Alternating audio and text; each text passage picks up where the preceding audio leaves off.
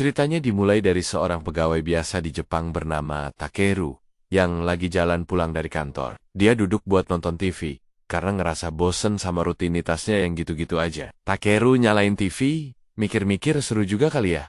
Kalau ada suasana baru, pas lagi liatin orang di TV, tiba-tiba kacamatanya bersinar terang banget, dan dia langsung kelempar ke dunia yang aneh. Ada seorang pria aneh yang nyapa Takeru sambil nawarin teh, yang bikin dia jadi bingung. Pria itu ngejelasin kalau dia itu manajer tata surya buat dunia mereka. Takeru ngeliatin pria itu bikin planet mini bernama Madeus di jarinya. Si manajer bilang ke Takeru kalau planet Madeus itu tempat yang gak ramah, gak ada peradaban yang bisa tumbuh di sana. Dia netesin setetes air ke planet mini itu, katanya itulah efek yang bakal Takeru kasih setelah dia pergi ke Madeus. Takeru kaget banget dapat tanggung jawab mendadak ini. Terus si manajer ngasih tahu kalau jiwanya Takeru bakal hilang.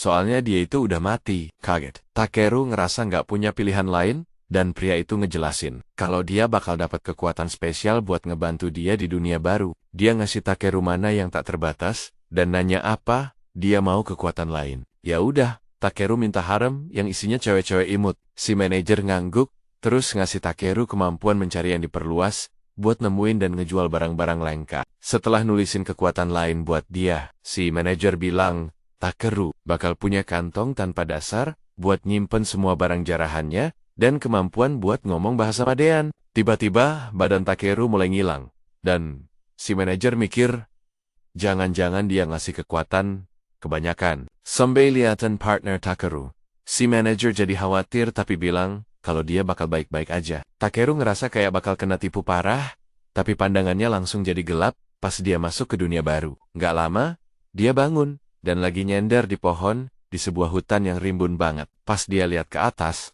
Takeru ngelihat planet bercincin gede banget di langit. Dia bangun buat nyari orang lain. Setelah jalan beberapa saat, Takeru nemuin sebuah desa, tapi dia jadi khawatir, soalnya nggak punya uang. Ingat sama kemampuan mencari dari si manajer, dia coba buat nyari barang-barang, nggak ada apa-apa yang terjadi. Jadinya Takeru kelihatan kayak orang bodoh sambil ngeluarin tongkatnya. Mikir jangan-jangan dia salah ngucapin mantranya. Dia coba nulis mantranya di tanah. Mantra pencarian akhirnya aktif dan nunjukin lokasi beberapa barang di sekitarnya. Salah satu barang. Dan ternyata itu rumput malam peringkat B.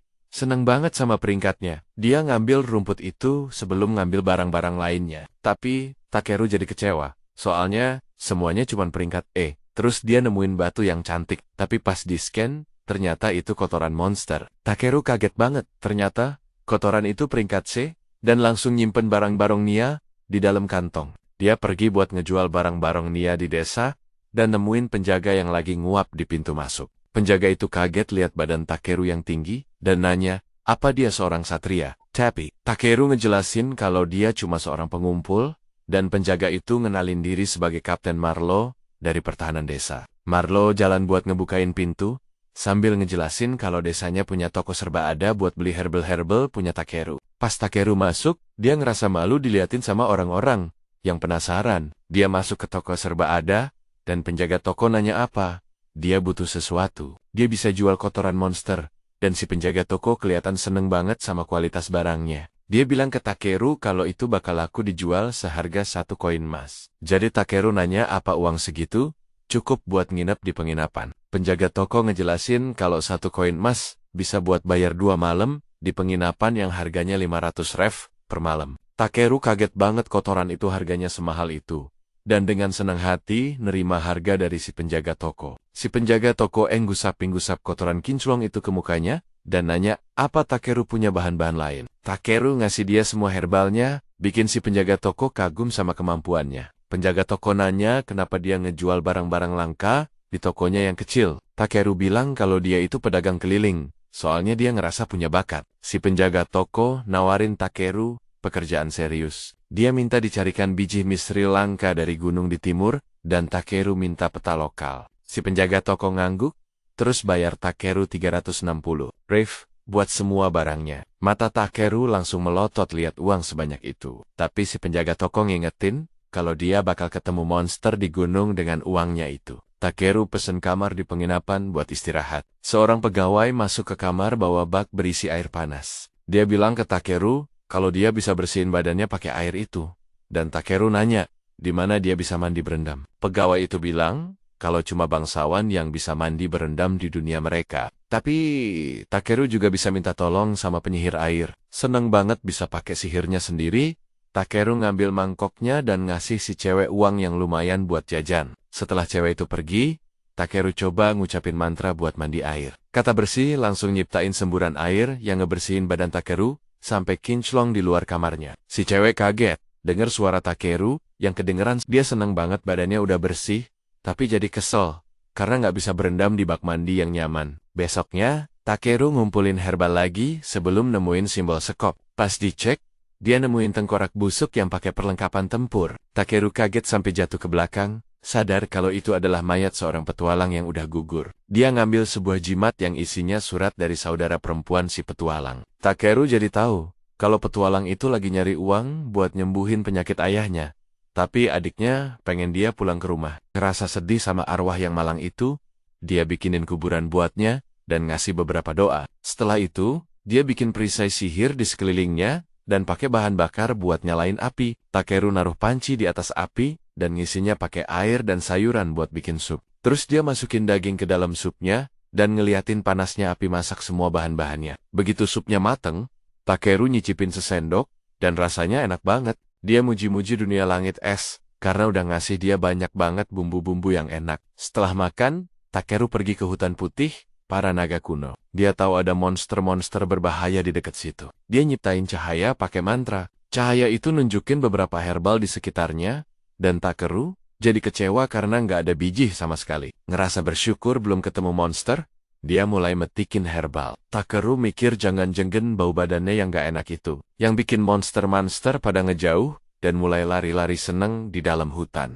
Gak lama kemudian dia nemuin cahaya di ujung terowongan, dan ngikutin cahaya itu buat keluar. Tapi, Takeru malah lari lurus ke arah jurang, dan mulai jatuh ke dalam lubang. Dia buru-buru ngucapin semua mantra yang dia tahu, dan akhirnya nemuin mantra buat terbang. Cahaya dari mantra itu nyelimutin badannya, dan dengan anggun ngebantu Takeru mendarat di tanah. Dia duduk lega, tapi sadar ada simbol-simbol biji di sekelilingnya. Takeru ngeluarin palunya dan mulai nambang semua biji itu. Dia mecahin sepotong dan tahu kalau itu biji perak, tapi gagal nemuin misril. Dia pakai mantra pencarian lagi dan nemuin beberapa biji tersembunyi.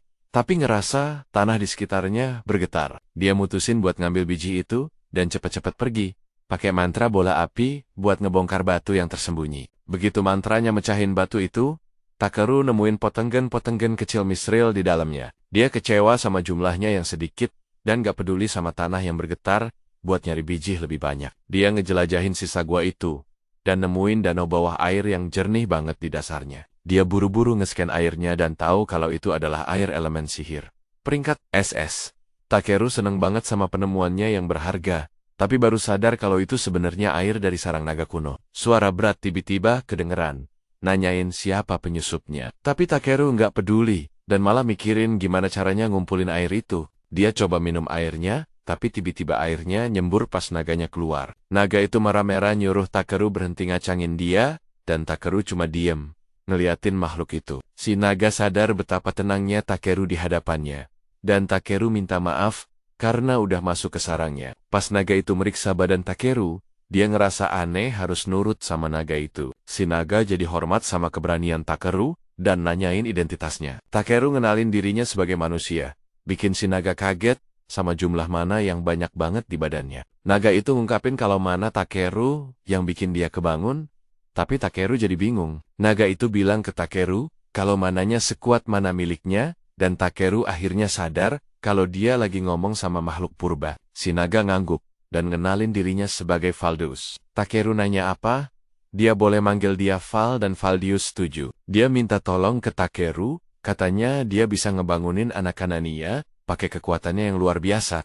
Takeru kaget, terus Val ngejelasin kalau elemen sihir di sekitar sarangnya lagi mandek. Dia nawarin buat bayar Takeru atas jasanya dan manggil segumpal besar biji misril murni sebagai hadiah. Takeru nanya ke Val, di mana telur-telurnya, dan si naga manggil sebutir telur hitam besar dari dalam air. Dia ngirim telurnya ke Takeru, yang langsung nempelin telurnya ke telinga, dan dengar detak jantung samar bayi naga di dalamnya. Takeru bingung gimana cara ngebangunin bayi di dalamnya, dan Val nyuruh dia buat masukin mananya ke dalam telur. Val ngejelasin kalau caranya sama aja kayak bikin mantra cahaya. Ya udah, Takeru mutusin buat manasin telurnya. Setelah dipanasin, telurnya ngeluarin aura yang kuat banget, dan mulai nyedot semua mana Takeru ke dalamnya. Val mulai ketawa kayak penjahat dan Takeru sadar dia udah ditipu sama makhluk tua yang licik ini. Kehilangan kekuatannya, pandangan Takeru jadi kabur, dan dia ngerasa dirinya tenggelam ke dalam air. Takeru dengar suara aneh di mimpinya, yang marahin dia karena ceroboh banget. Seorang pria muncul di depan Takeru,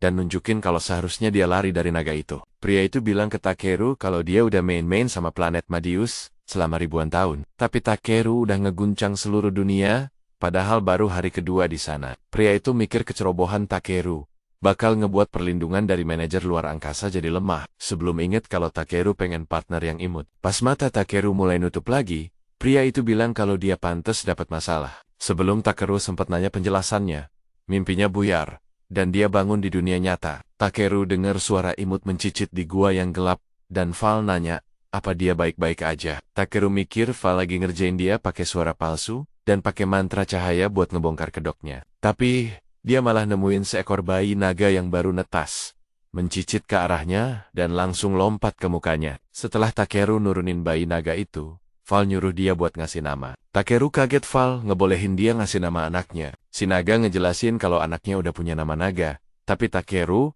harus ngasih dia nama panggilan. Takeru bangun dan mulai mikir keras, dan mutusin buat manggil dia Bi, dari warna hitam. Suka sama nama barunya, Bi mulai ngejilatin muka Takeru buat nunjukin rasa terima kasihnya. Val manggil anaknya dengan nama lengkapnya Black Nobi Veldius dan Muji Takeru buat nama panggilan yang cocok. Terus dia ngebolehin Bi buat keliling dunia bareng Takeru. Takeru ngerasa si bayi gabung ke kelompoknya dan ngingetin Val kalau dia harusnya ngabisin waktu sama bayinya yang baru lahir. Dia mikir Val seharusnya nggak percaya sama orang asing buat ngasuh bayinya, tapi Val percaya sama Takeru, soalnya dia lebih kuat dari Val. Terus dia nembakin sinar ke kantong Takeru sebelum tenggelam lagi ke dalam air. Val manggil anaknya dengan nama lengkapnya Black Nobi Veldius dan Muji Takeru buat nama panggilan yang cocok. Terus dia ngebolehin Bi buat keliling dunia bareng Takeru. Takeru ngerasa si bayi gabung ke kelompoknya dan ngingetin Val kalau dia harusnya ngabisin waktu sama bayinya yang baru lahir. Dia mikir Val seharusnya nggak percaya sama orang asing buat ngasuh bayinya, tapi Val percaya sama Takeru,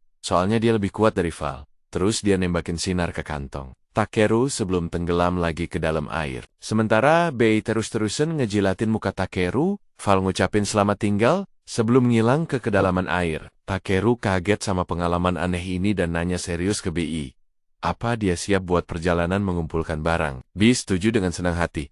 Jadi Takeru mandiin badannya yang bau buat ngelindungin hidungnya selama petualangan mereka nanti. Beberapa waktu kemudian, Takeru akhirnya keluar dari gua bareng Bi. Ngeliat Bi terbang riang gembira di hutan, Takeru jadi mikir, kayaknya nggak bener juga nih jalan malam-malam. Perut udah keroncongan, dia pun mutusin buat ngecamp aja di situ. Pas mau siap-siap makan, dia ngeluarin air elemen sihir andalannya. Sambil ngeliatin air di kantongnya, Takeru jadi inget kalau Hofalpnir udah nyambungin kantongnya ke danau ajaib, biar dia bisa ngasih makan si Bi. Dengan lahapnya minum, terus minta nambah. Ya udah dikasih lagi secangkir sama Takeru.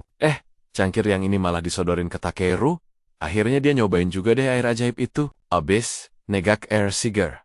Takeru langsung naruh beberapa batu sihir buat bikin perisai pelindung. Dia sadar banget batu-batu itu barang mahal di dunia ini, tapi dia pakainya santai aja. Gimana nggak santai? Orang dia bisa bikin sendiri pakai mananya, jadi ya dipakai boros. Buat hal sepele juga nggak masalah. Ambil satu batu sihir lagi, Takeru langsung manasin tuh batu buat mulai masak. Sampai si Bi aja melongo ngeliat Takeru nyulap batu mahal jadi kompor darurat. Walaupun menunya sama kayak kemarin, steak dan sup, Takeru tetap semangat makannya. Soalnya emang enak banget sih.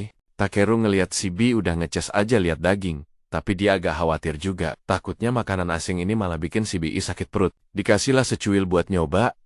Si Bi malah kepanasan mulutnya. Biar bisa dimakan, Takeru niupin dulu makanannya biar adem. Akhirnya, Bi bisa nikmatin sup enak itu, sampai perutnya kenyang. Sambil lihat si bayi naga rebahan, Takeru jadi kepikiran, kok dia nggak sedih ya ninggalin bapaknya? Si Bi malah langsung meluk Takeru. Dari situ Takeru sadar. Ternyata si naga kecil ini bahagia hidup bareng dia. Takeru seneng banget sama jawabannya dan iseng ngecek status Bi.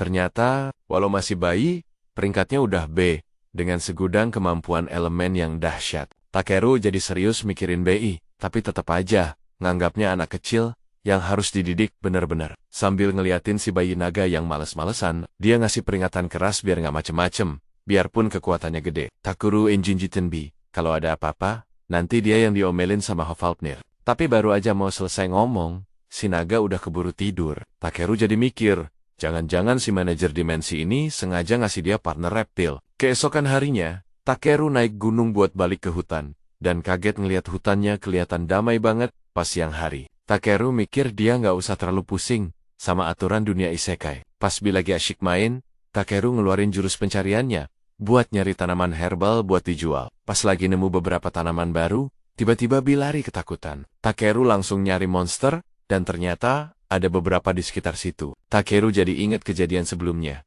Waktu monster-monster pada kabur gara-gara baunya. Dia mikir jangan-jangan baunya udah luntur pas dia mampir ke gua. Niat mau ngumpulin barang dari monster, dia pun siap-siap buat bertarung. Tiba-tiba, seekor elang batu ganas mengaum di belakang Takeru. Tapi dibandingin sama Hofalpnir yang serem, elang ini kelihatan imut banget. Ngeliat daging si burung, Takeru langsung kepikiran buat bikin ayam goreng. Pas burung itu nyerang, dia bikin perisai dan nyiapin serangan jarum es. Cuma dengan sekali serang, Takeru berhasil ngubah burung itu jadi karkas ayam. Abis itu, dia noleh ke arah beberapa serigala ular di sekelilingnya. Begitu seekor serigala nerjang ke arahnya, Takeru langsung pakai kemampuan peningkat kecepatan dan lompat buat ngehindar. Terus, dia ngerasin badannya pakai jurus lain dan nendang tengkorak serigala itu. Setelah beres, Takeru ngalahin 2 serigala lagi, tapi ada satu yang licik nyoba nyerang dari belakang. Tapi, dengan gampangnya dia mentalin serigala itu. Sebelum ngabisin sisa serigala lainnya, Takeru mulai ngumpulin semua daging dan bahan dari monster,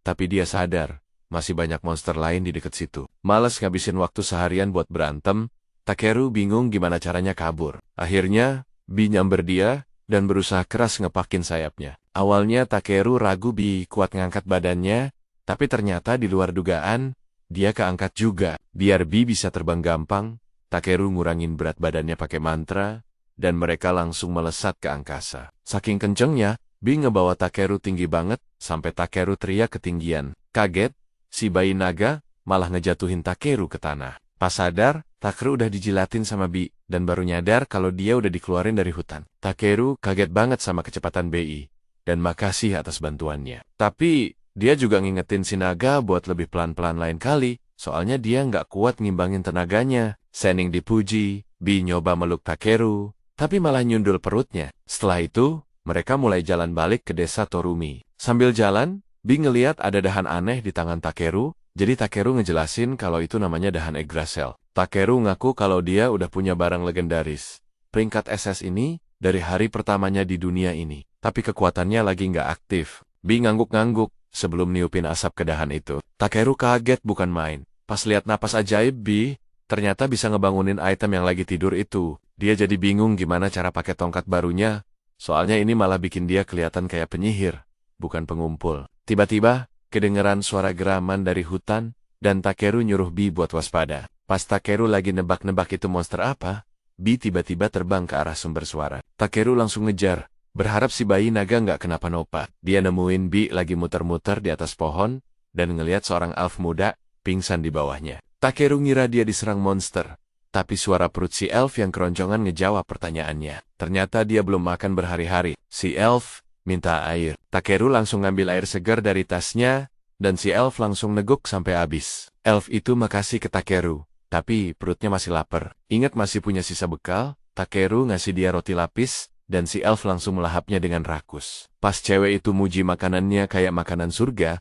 Takeru kaget ngelihat seorang elf bisa seberantakan itu. Dia ngingetin cewek itu, jangankan roti enak, roti basi aja bakal kerasa nikmat buat orang kelaparan. Si elf bilang, semangat hidupnya udah balik lagi. Takeru jadi heran kok dia bisa kehabisan makanan secepat itu, padahal desa nggak jauh-jauh amat dari hutan. Setelah si elf ngejelasin kalau dia pergi buru-buru, Takeru langsung ngomelin dia karena ceroboh. Merasa malu, cewek itu coba ngejelasin, tapi Takeru malah nyadar sama baunya yang nggak enak. Dia kecewa banget.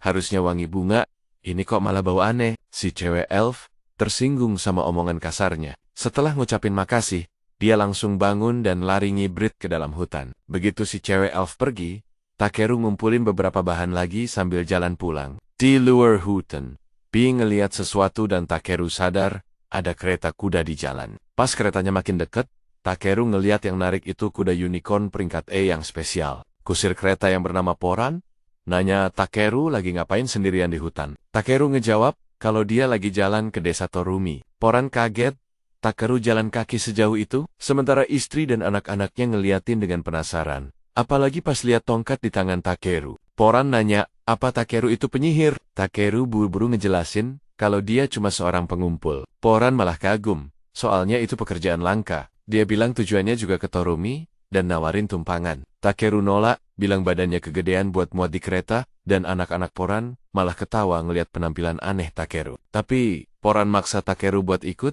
akhirnya dia naik di bagian belakang kereta. Sambil duduk di kereta, Takeru jadi mikir, kenapa ya semua anak-anak di dunia ini suka banget sama dia? Poran ngejek ukurannya, dan Takeru minta maaf lagi karena makan banyak tempat. Poran bilang, dia nggak keberatan nolong sesama penduduk Torumi yang butuh bantuan, dan keluarganya setuju. Pas Takeru kaget, lihat anak-anak sekecil itu ikut perjalanan berbahaya. Anak perempuan Poran yang bernama Yunin nawarin dia hadiah. Sambil nerima hadiah itu, dia nanya kenapa keluarga ini gampang banget percaya sama dia. Anak laki-laki Poran, yang dipanggil Kain, bilang kalau Takeru orang jahat, barang sihir mereka pasti udah ngasih peringatan. Takeru ngeliat lonceng kecil dengan batu sihir, dan mikir kalau dia juga bisa bikin barang kayak gitu. Akhirnya dia ingat buat ngenalin diri, dan istri Poran, Eliza, juga ngenalin dirinya. Tiba-tiba Bee mulai berontak di dalam tas Takeru, dan anak-anak sadar. Mereka nanya soal suara aneh itu, tapi Takeru coba nyembunyiin Bee, karena itu monster langka. Eliza bilang udah biasa kok,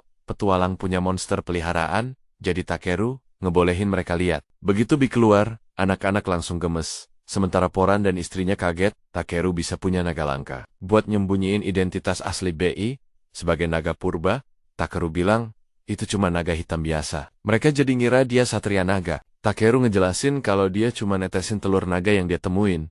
Sementara Bee, asyik mainin kaki Takeru kayak adonan. Poran shock Takeru bisa netesin telur naga sendirian. Takeru nanya ke Eliza soal kelangkaan naga, dan dia ngejelasin kalau ngelihat satria naga aja udah jarang. Apalagi nemuin naga asli, itu jauh lebih susah. Takeru jadi kepikiran soal satria naga di video game, dan penasaran apa dia bisa nemuin satu di dunia ini. Malamnya, setelah mereka berhenti istirahat, Takeru masang perisai, pakai batu sihirnya. Poran lega karena mereka nggak bakal diganggu monster, dan Takeru bilang, Bee bakal jagain kalau ada yang mencurigakan. Pas si bayi Bee terbang-terbang, keluarga itu jadi merasa aman karena ada kekuatannya di pihak mereka. Waktu Eliza mau nyiapin makan malam, Takeru nawarin diri buat masak malam itu. Pas dia ngeluarin peralatan masaknya dari tas, anak-anak langsung ngira Takeru itu penyihir sungguhan. Takeru ngejelasin kalau itu cuma kantong penyimpanan tak berdasar sebelum mulai masak. Begitu makanan jadi, keluarga itu udah nggak sabar buat nyantap. Setelah Takeru mempersilakan,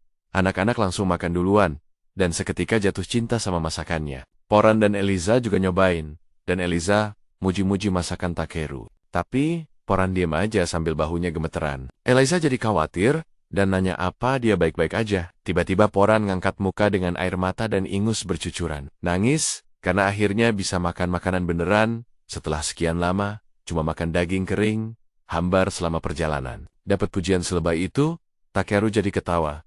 Tapi Poran ngotot pasti Takeru pakai sihir, buat bikin makanannya jadi enak. Anak-anaknya sampai ikutan ketawa ngeliat tingkah lucu ayah mereka, sebelum akhirnya makan malam selesai. Begitu kelar, Poran ngeluarin gitar dan Eliza mulai nyanyi bareng dia. Ditemani alunan musik, Takeru mulai main sama anak-anak Poran yang ceria. Berbagi kebahagiaan sederhana dengan keluarga itu. Dia jadi ingat kehidupannya yang sepi di bumi, sambil menikmati waktunya bareng keluarga Poran. Takeru mikir, kalau ngabisin waktu bareng orang lain, itu pengalaman yang luar biasa. Dan ngerasa bersyukur dunia isekai udah ngasih dia hidup baru. Bareng orang lain, dia nidurin Bee. Setelah mereka selesai main, dan si bayi naga udah ngorok, Takeru berbaring sambil ngeliatin langit malam yang penuh bintang indah. Besok paginya, Takeru bangun, dan langsung sibuk bersih-bersih guntingnya. Biar nggak gabut gitu loh sambil nunggu waktu berangkat. Pauline bilang, Mereka bakal cabut setelah sarapan. Tapi si Takeru ternyata punya permintaan iseng. Dia kan belum pernah sekalipun nyetir kereta kuda. Jadi dia minta izin ke Pauline buat jajal. Dan untungnya, Pauline santai aja. Boleh, katanya. Jadilah Takeru yang pegang kendali. Dan gak pakai lama, mereka pun sampai di desa. Takeru turun dari kereta, dan Pauline ngucapin makasih karena udah dibagiin makanan. Tapi Takeru balas, harusnya saya yang makasih om. Soalnya dia jadi nggak perlu jalan kaki sendirian. Setelah itu, Pauline dan keluarganya pamit pergi. Dan si penjaga gerbang yang pendek itu nyeletuk, wah, musim semi akhirnya datang juga. Ya, Takeru bingung. Maksudnya apaan? Jadi dia nanya ke penjaga. Ternyata, si penjaga jelasin kalau Pauline itu kerjaannya menenun. Dia sering banget pergi ke daerah yang lebih hangat buat kerja. Dan perjalanannya itu selalu berat buat dia sekeluarga. Karena nggak bisa berburu, mereka terpaksa hidup dari bekal yang pas-pasan. Pantesan aja dia seneng banget pas nyicipin makanan Takeru. Dengar cerita itu, Takeru jadi sadar betapa beruntungnya dia punya skill buat ngumpulin bahan-bahan. Nggak lama kemudian, Takeru balik lagi ke toko Jerome buat nyetor bahan yang diminta. Sambil iseng ngetes, Takeru nyelipin 1 biji misril ajaib dari sarang naga ke tumpukan misril biasa. Tujuannya, mau lihat aja si Jerome ini tipe pedagang yang suka nipu atau enggak. Jerome pun neliti batu-batu itu lama banget. Sampai akhirnya dia sadar, kalau ada satu batu yang istimewa, ini pasti biji misril ajaib. Dia langsung bilang ke Takeru, cuma beberapa biji kayak gini aja, udah cukup buat gantiin sebagian besar batu sihir di kerajaan. Loh, Takeru pura-pura kaget. Padahal, dalam hati, udah tahu. Jerome muji-muji dia hebat banget. Bisa nemuin barang selangka itu. Tapi Takeru malah merendah. Kebetulan nemu aja kok di jalan pas lagi jalan-jalan. Meskipun Takeru ngakunya nemu di bawah kaki, Jerome tetap bilang butuh skill dewa buat bisa nemuin barang beginian. Makanya, dia ngasih saran ke Takeru buat pergi ke kota Belkham. Katanya, kota itu jauh lebih gede dari desa ini. Dan sejujurnya, biarpun Jerome gak rela ngelepasin talenta kayak Takeru, di sana dia bisa nemu lebih banyak barang buat dijual dan dibeli dibanding di sini. Jerome cuma minta satu hal. Kalau nanti Takeru udah jadi orang terkenal, tolong kirim beberapa pelanggan tambahan ke tokonya. Takeru sih nggak niat jadi terkenal atau gimana. Tapi, ide buat pergi ke kota besar emang bikin dia penasaran. Jadi, dia mutusin buat baca-baca soal kota itu pas balik ke penginapan. Di sana, dia baru tahu kalau di Belkham ada guild petualang yang ngurusin permintaan dari seluruh negeri. Para petualangnya sendiri dibagi-bagi jadi beberapa peran. Ada yang buat tempur, ada yang buat support, dan macam-macam lagi. Berhubung Takeru sekarang ada di dunia lain, dia jadi pengen nyobain jadi petualang dan keliling dunia sebentar. Akhirnya dia mantap. Oke, gue bakal gabung guild di Belkham. Tapi sebelum itu, masih ada beberapa urusan yang harus dia beresin di Tormi. Dia langsung pergi ke kota dan nyari orang buat ngolah semua monster yang udah dia tangkap. Sambil nungguin prosesnya kelar, dia malamnya pesta bareng penduduk desa sambil nikmatin hidangan besar. Besok paginya, Takeru balik ke tukang daging. Sekarang, semua bagian monster udah selesai diolah. Jadi dia punya stok makanan dan bumbu yang cukup buat sepanjang perjalanannya nanti. Si ibu tukang daging bilang, nanti di sini jadi sepi loh tanpa kamu. Katanya banyak penduduk lain juga pengen Takeru tinggal lebih lama. Takeru ngaku bakal kangen juga sama tempat ini. Tapi di luar sana kan banyak banget tempat seru yang nunggu buat dikunjungi. Dan orang-orang baru buat ditemui. Jadi, ya dia nggak bisa menetap di sini, si ibu Enjekji. Jadi, dia nggak maksa lagi. Tapi sebelum Takeru berangkat, dia mau ngasih sesuatu yang spesial. Dia nyodorin sebuah kantong sambil bilang, ini bekal buat di jalan. Ternyata isinya bukan cuma satu, tapi banyak banget bekal. Kayaknya Takeru nggak perlu pusing mikirin makanan buat beberapa waktu ke depan. Nih, setelah itu, dia balik ke kamarnya. Tinggal satu PR lagi. Enaknya biji misril ajaib ini dipakai buat apa ya? Jerome kan bilang nggak sanggup beli. Jadi Takeru bingung mau diapain. Sayang banget kalau dibuang. Tapi karena katanya punya energi sihir segudang, Takeru kepikiran. Apa bisa ya dibikin jadi sesuatu yang berguna buat penduduk desa? Sebagai balas budi. Pas lagi mikir, matanya ngelirik lampu di atas meja. Dan tiba-tiba dapet ide cemerlang. Dia langsung ambil batu ajaib itu dan nyoba gabungin sama lentera. Nggak butuh waktu lama buat dia nemuin caranya, dan setelah ada kilatan cahaya gede, kling! Sebuah item sihir pun tercipta. Besok paginya, pas Takeru mau berangkat, Ternyata seluruh desa udah pada ngumpul buat nganterin dia. Takeru ngucapin makasih atas semua kebaikan mereka. Dan sebagai tanda terima kasih, dia ngasih item yang baru dia buat. Dia jelasin ke semua orang kalau itu adalah item sihir yang bakal menciptakan perisai di sekeliling desa. Buat ngelindungin dari siapapun yang punya niat jahat. Penduduk desa jelas seneng banget. Tapi mereka juga ragu. Emang boleh kita nerima barang semahal ini? Takeru yakinin mereka, santai aja. Ini cuma hal kecil kok, buat balas budi kalian. Lagian, dia juga pengen pas nanti balik ke sini, desanya masih utuh dan aman sentosa. Jerome, yang penasaran sama sumber kekuatan alat itu, ngintip ke dalam. Dan bener aja, dia nemuin batu ajaib, yang harganya bisa buat beli istana kecil. Dia udah mau teriak, waduh, kita beneran gak bisa terima hadiah semahal ini. Tapi Takeru udah keburu ngacir keluar gerbang pas dia lagi ngomong. Jadi, ya mau gimana lagi, gak bisa dibalikin. Sambil jalan santai menuju Belcam, Takeru nikmatin pemandangan yang damai. Tapi, kedamaian itu gak bertahan lama. Soalnya tiba-tiba, di tengah jalan muncul kepiting raksasa entah dari mana. Setelah kagetnya hilang, Takeru ngecek statistik si kepiting. Dan ternyata statusnya biasa-biasa aja. Nggak ada yang spesial. Tapi begitu Takeru lihat kalau kepiting itu bisa dimakan, dia langsung mutusin, oke, fix. Malam ini kita makan seafood, be. Takeru pun langsung ngerapal sihir penguat diri buat persiapan tempur. Sebelum Takeru sempet ngapa-ngapain, si B tiba-tiba terbang nyerbu duluan. Dan ngeluarin teriakan Sonic yang bikin kepiting itu langsung pingsan di tempat. Takeru sampai kagum.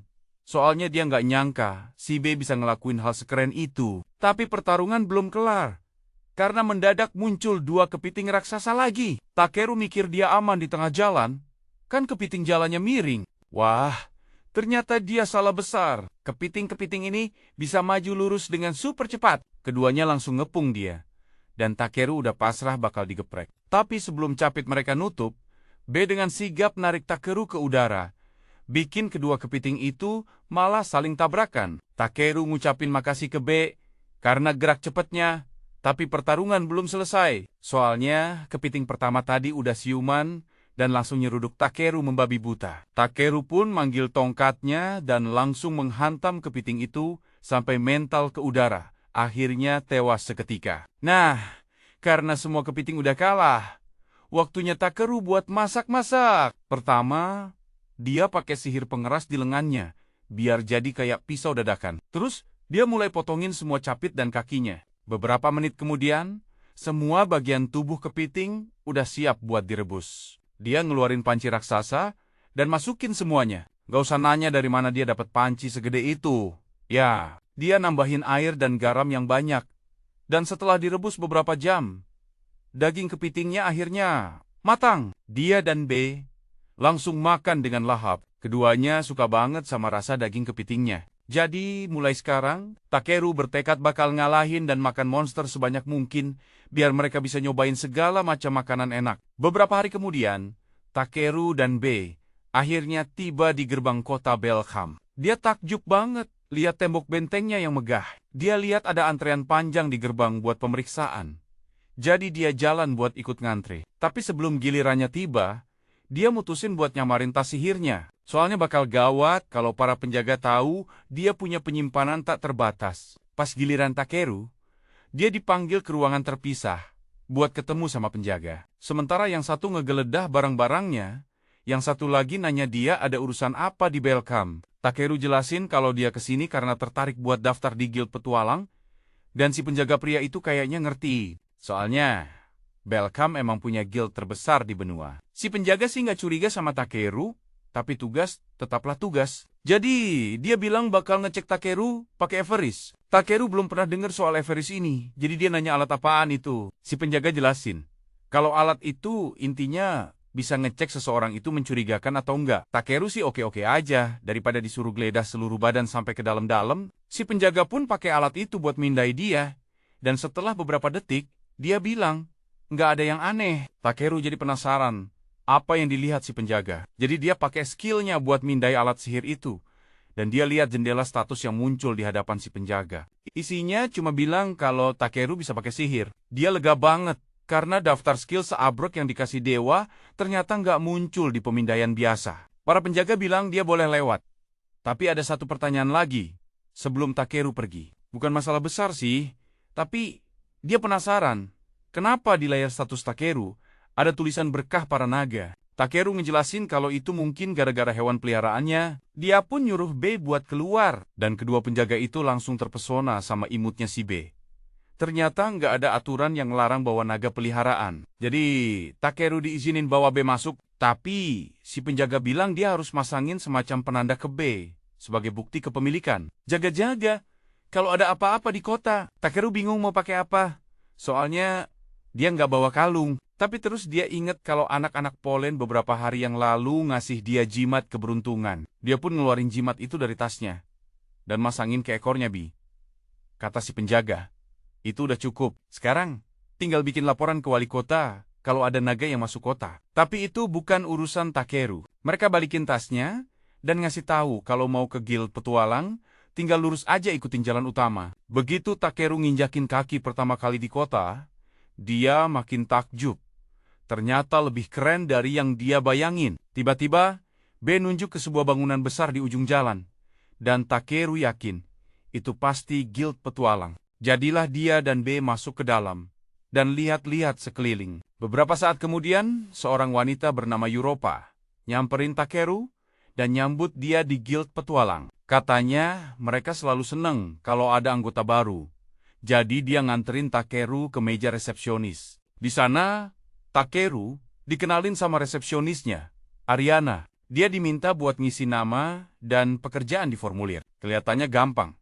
Tapi Takeru jadi kepikiran, kok bisa ya dia ngerti bahasa di dunia ini? Setelah ngisi formulir, Ariana nanya apa Takeru punya pengalaman tempur. Takeru jawab kalau dia pernah ngalahin Griffin, segerombolan serigala, dan beberapa kepiting juga. Kedengarannya sih hebat banget. Tapi Ariana kayaknya setengah nggak percaya.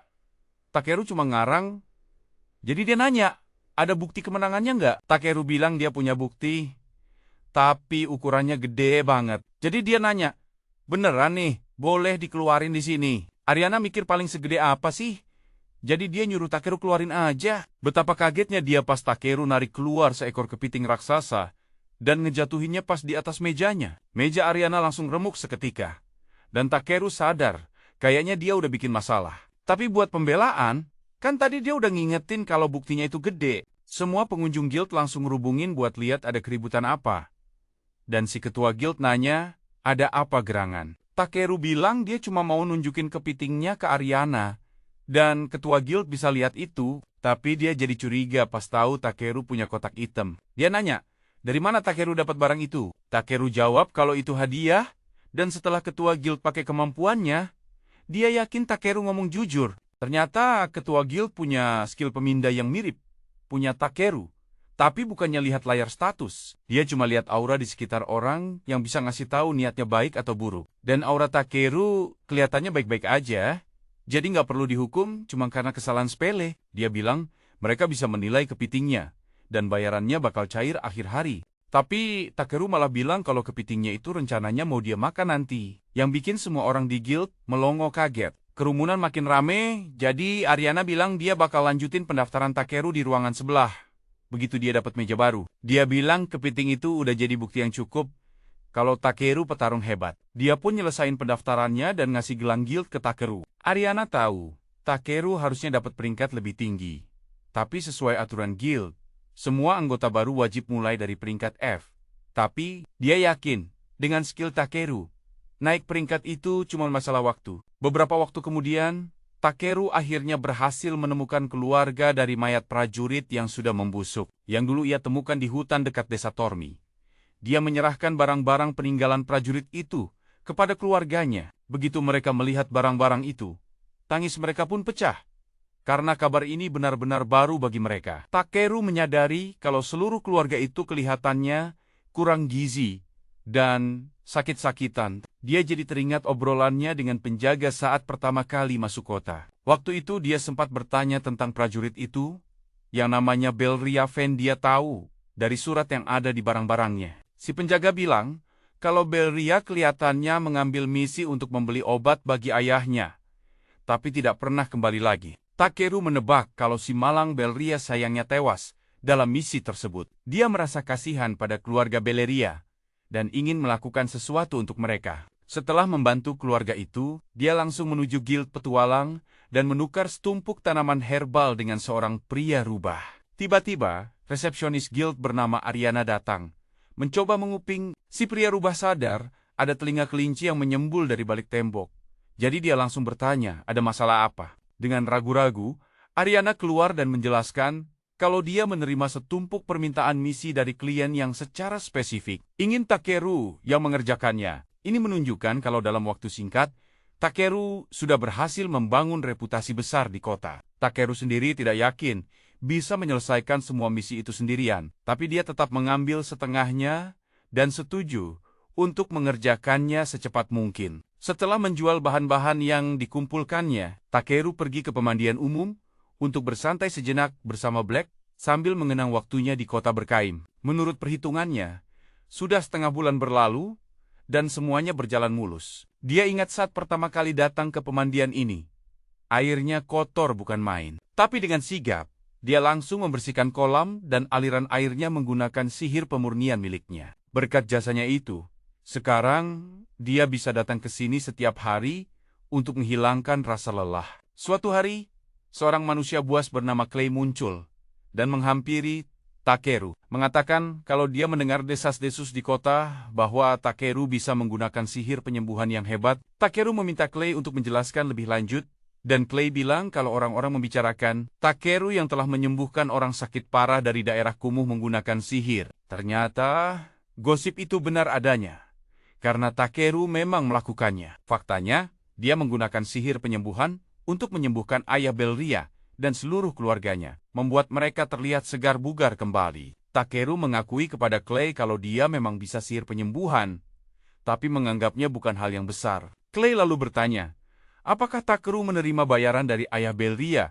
Dan setelah tahu kalau dia memberikannya secara cuma-cuma, Clay jadi geli sendiri. Tak menyangka ada orang sebaik itu di dunia ini. Dia lalu menyarankan Takeru untuk menaikkan peringkat petualangnya. Karena hanya dengan cara itu, dia bisa mengambil misi yang lebih sulit dan mendapatkan lebih banyak uang. Namun, Takeru bilang dia sudah lebih dari cukup bahagia dengan peringkatnya saat ini, menunjukkan kalau dia sama sekali tidak serakah.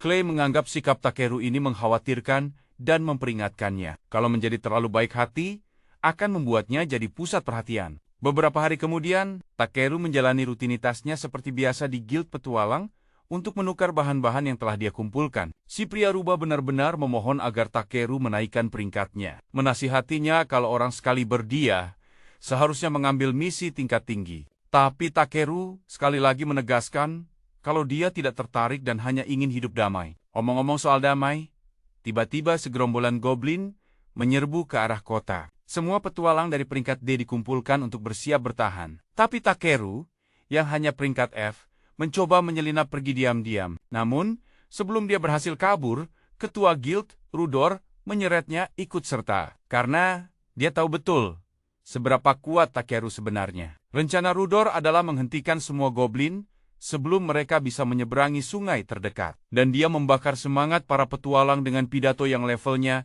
setara Komandan Erwin dari Attack on Titan.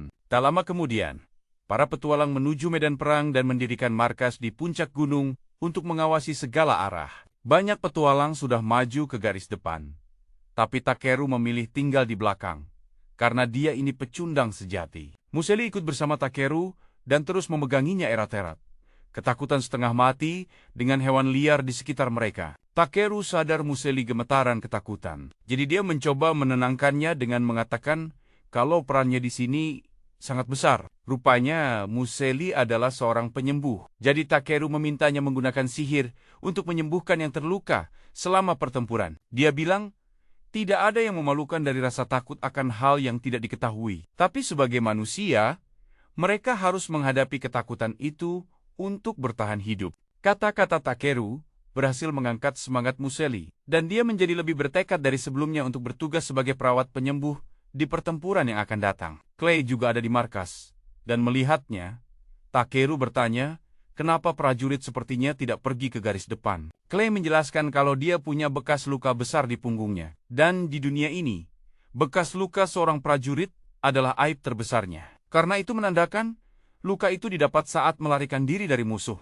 Takeru tidak setuju, menurutnya bisa ada banyak alasan lain, dan memang diperlihatkan kalau Clay sebenarnya mendapatkan luka itu saat mencoba melindungi seseorang. Bagaimanapun juga, Takeru percaya yang terpenting adalah Clay masih hidup setelah menderita luka separah itu. Clay tertawa mengejek diri sendiri, mengatakan seandainya saja seluruh dunia berpikir seperti Takeru. Tiba-tiba, alarm darurat berbunyi dari garis depan. Polanya menandakan para goblin telah menerobos dan sekarang menuju posisi Takeru. Inilah saatnya bagi Clay untuk unjuk gigi. Dia pun pamit pada Takeru dan bergegas ke garis depan. Tepat saat Clay pergi, Takeru menoleh ke samping dan melihat Museli sedang mencoba menyembuhkan seorang prajurit yang terluka. Dia melihat Museli menyemangati prajurit itu, mengatakan kalau dia baik-baik saja dan harus tetap kuat. Takeru kaget melihat Museli begitu percaya diri. Mengingat beberapa menit yang lalu, Museli sangat ketakutan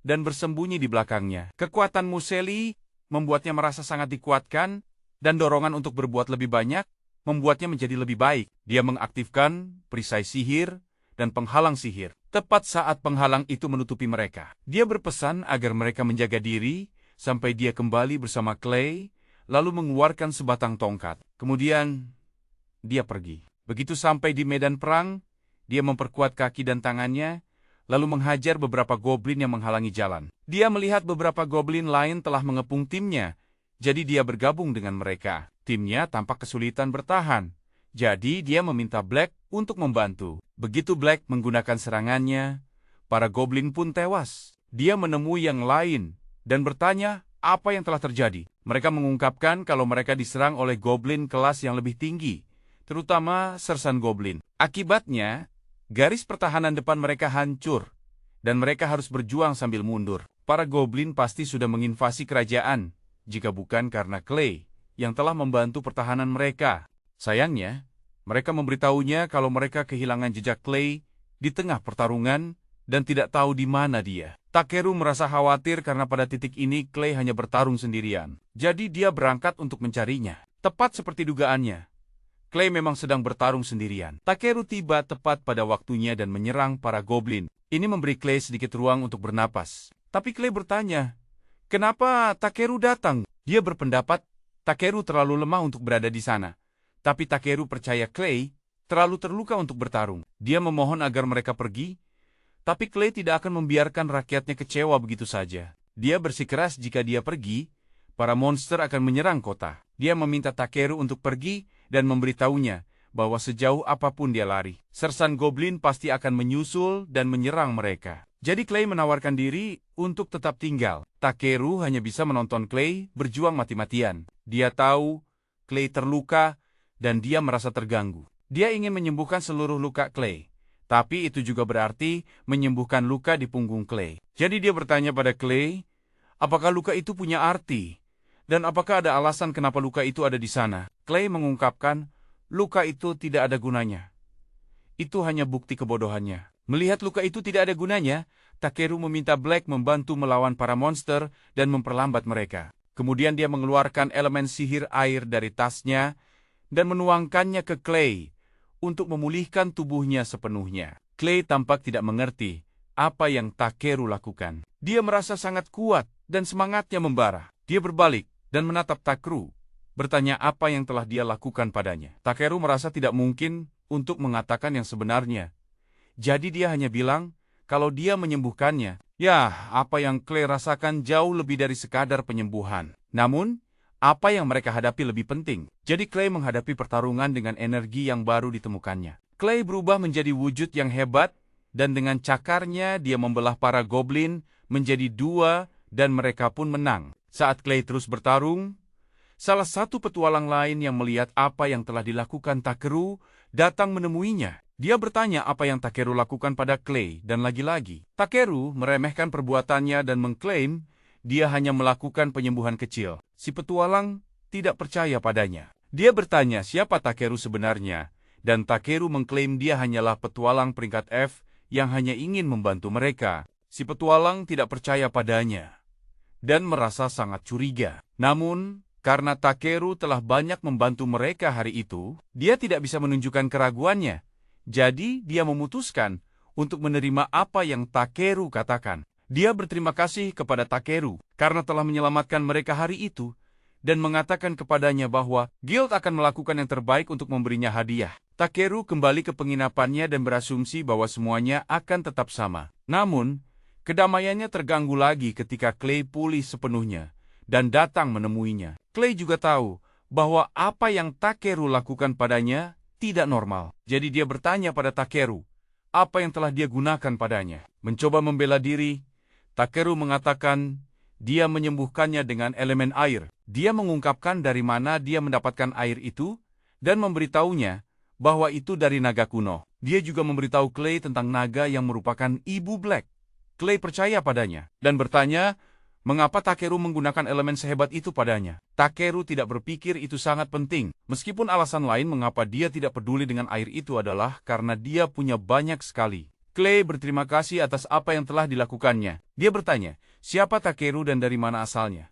Dan Takeru pun terkejut. Dia tahu bahwa dia telah diperingatkan untuk tidak memberitahu siapapun tentang asalnya. Tetapi dia juga tidak ingin orang-orang mulai mencurigainya. Dia terlalu lama berpikir sampai Clay menyadari keraguannya. Mencoba untuk tidak mengganggunya, Clay mengatakan kepadanya bahwa dia tidak harus bicara dan mencoba untuk pergi. Tetapi Takeru mengklaim dia tidak meragukan Clay.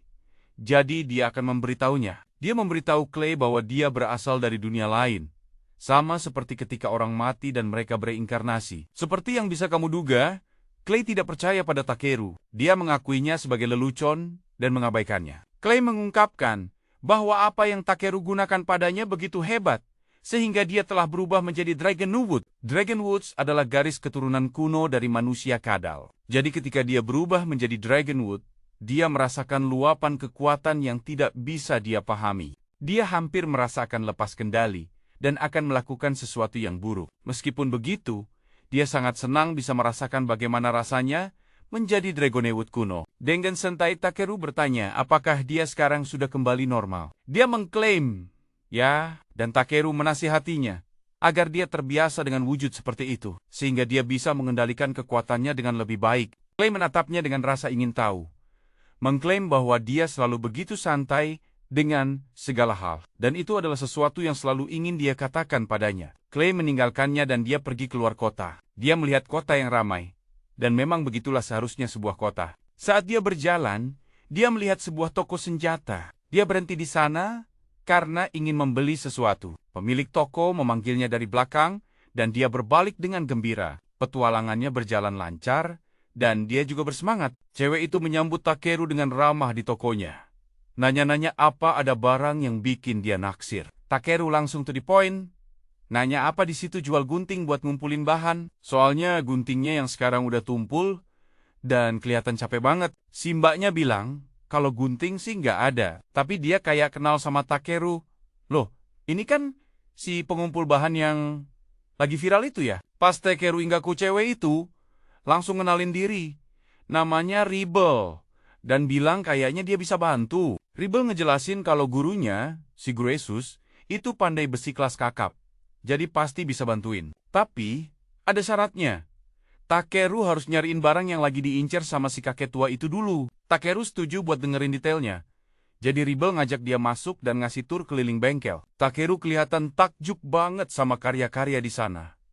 Dan Rebel nyeletuk, aku juga salah satu yang jatuh cinta sama api di sini. Rebel meyakinkan Takeru kalau suatu saat nanti, dia bakal nyuri semua teknik si kakek tua dan menempa pedang yang pantas buat seorang pahlawan. Takeru cuma bisa bilang semoga mimpinya jadi kenyataan, terus ngikutin Rebel ke kantor bosnya. Begitu masuk, Guresus langsung pasang muka curiga, lihat Takeru. Jadi Rebel buru-buru ngasih tahu kalau dia ini pengumpul bahan yang lagi jadi buah bibir. Dengan nada sedikit skeptis, Guresus nyeletuk kalau reputasi Takeru lumayan juga buat anak baru. Tapi Takeru dengan rendah hati bilang kalau dia cuma lagi hoki aja. Rebel lalu ngomong ke bosnya, gimana kalau Takeru disuruh ngambilin biji Ildra buat pedang yang mau mereka pamerin di pameran pengrajin? Tanpa basa-basi, Guresus langsung nolak mentah-mentah. Bilang nggak mungkin dia ngirim pengumpul bahan ke tambang Ruhaim yang bahayanya minta ampun. Rebel coba ngebujuk.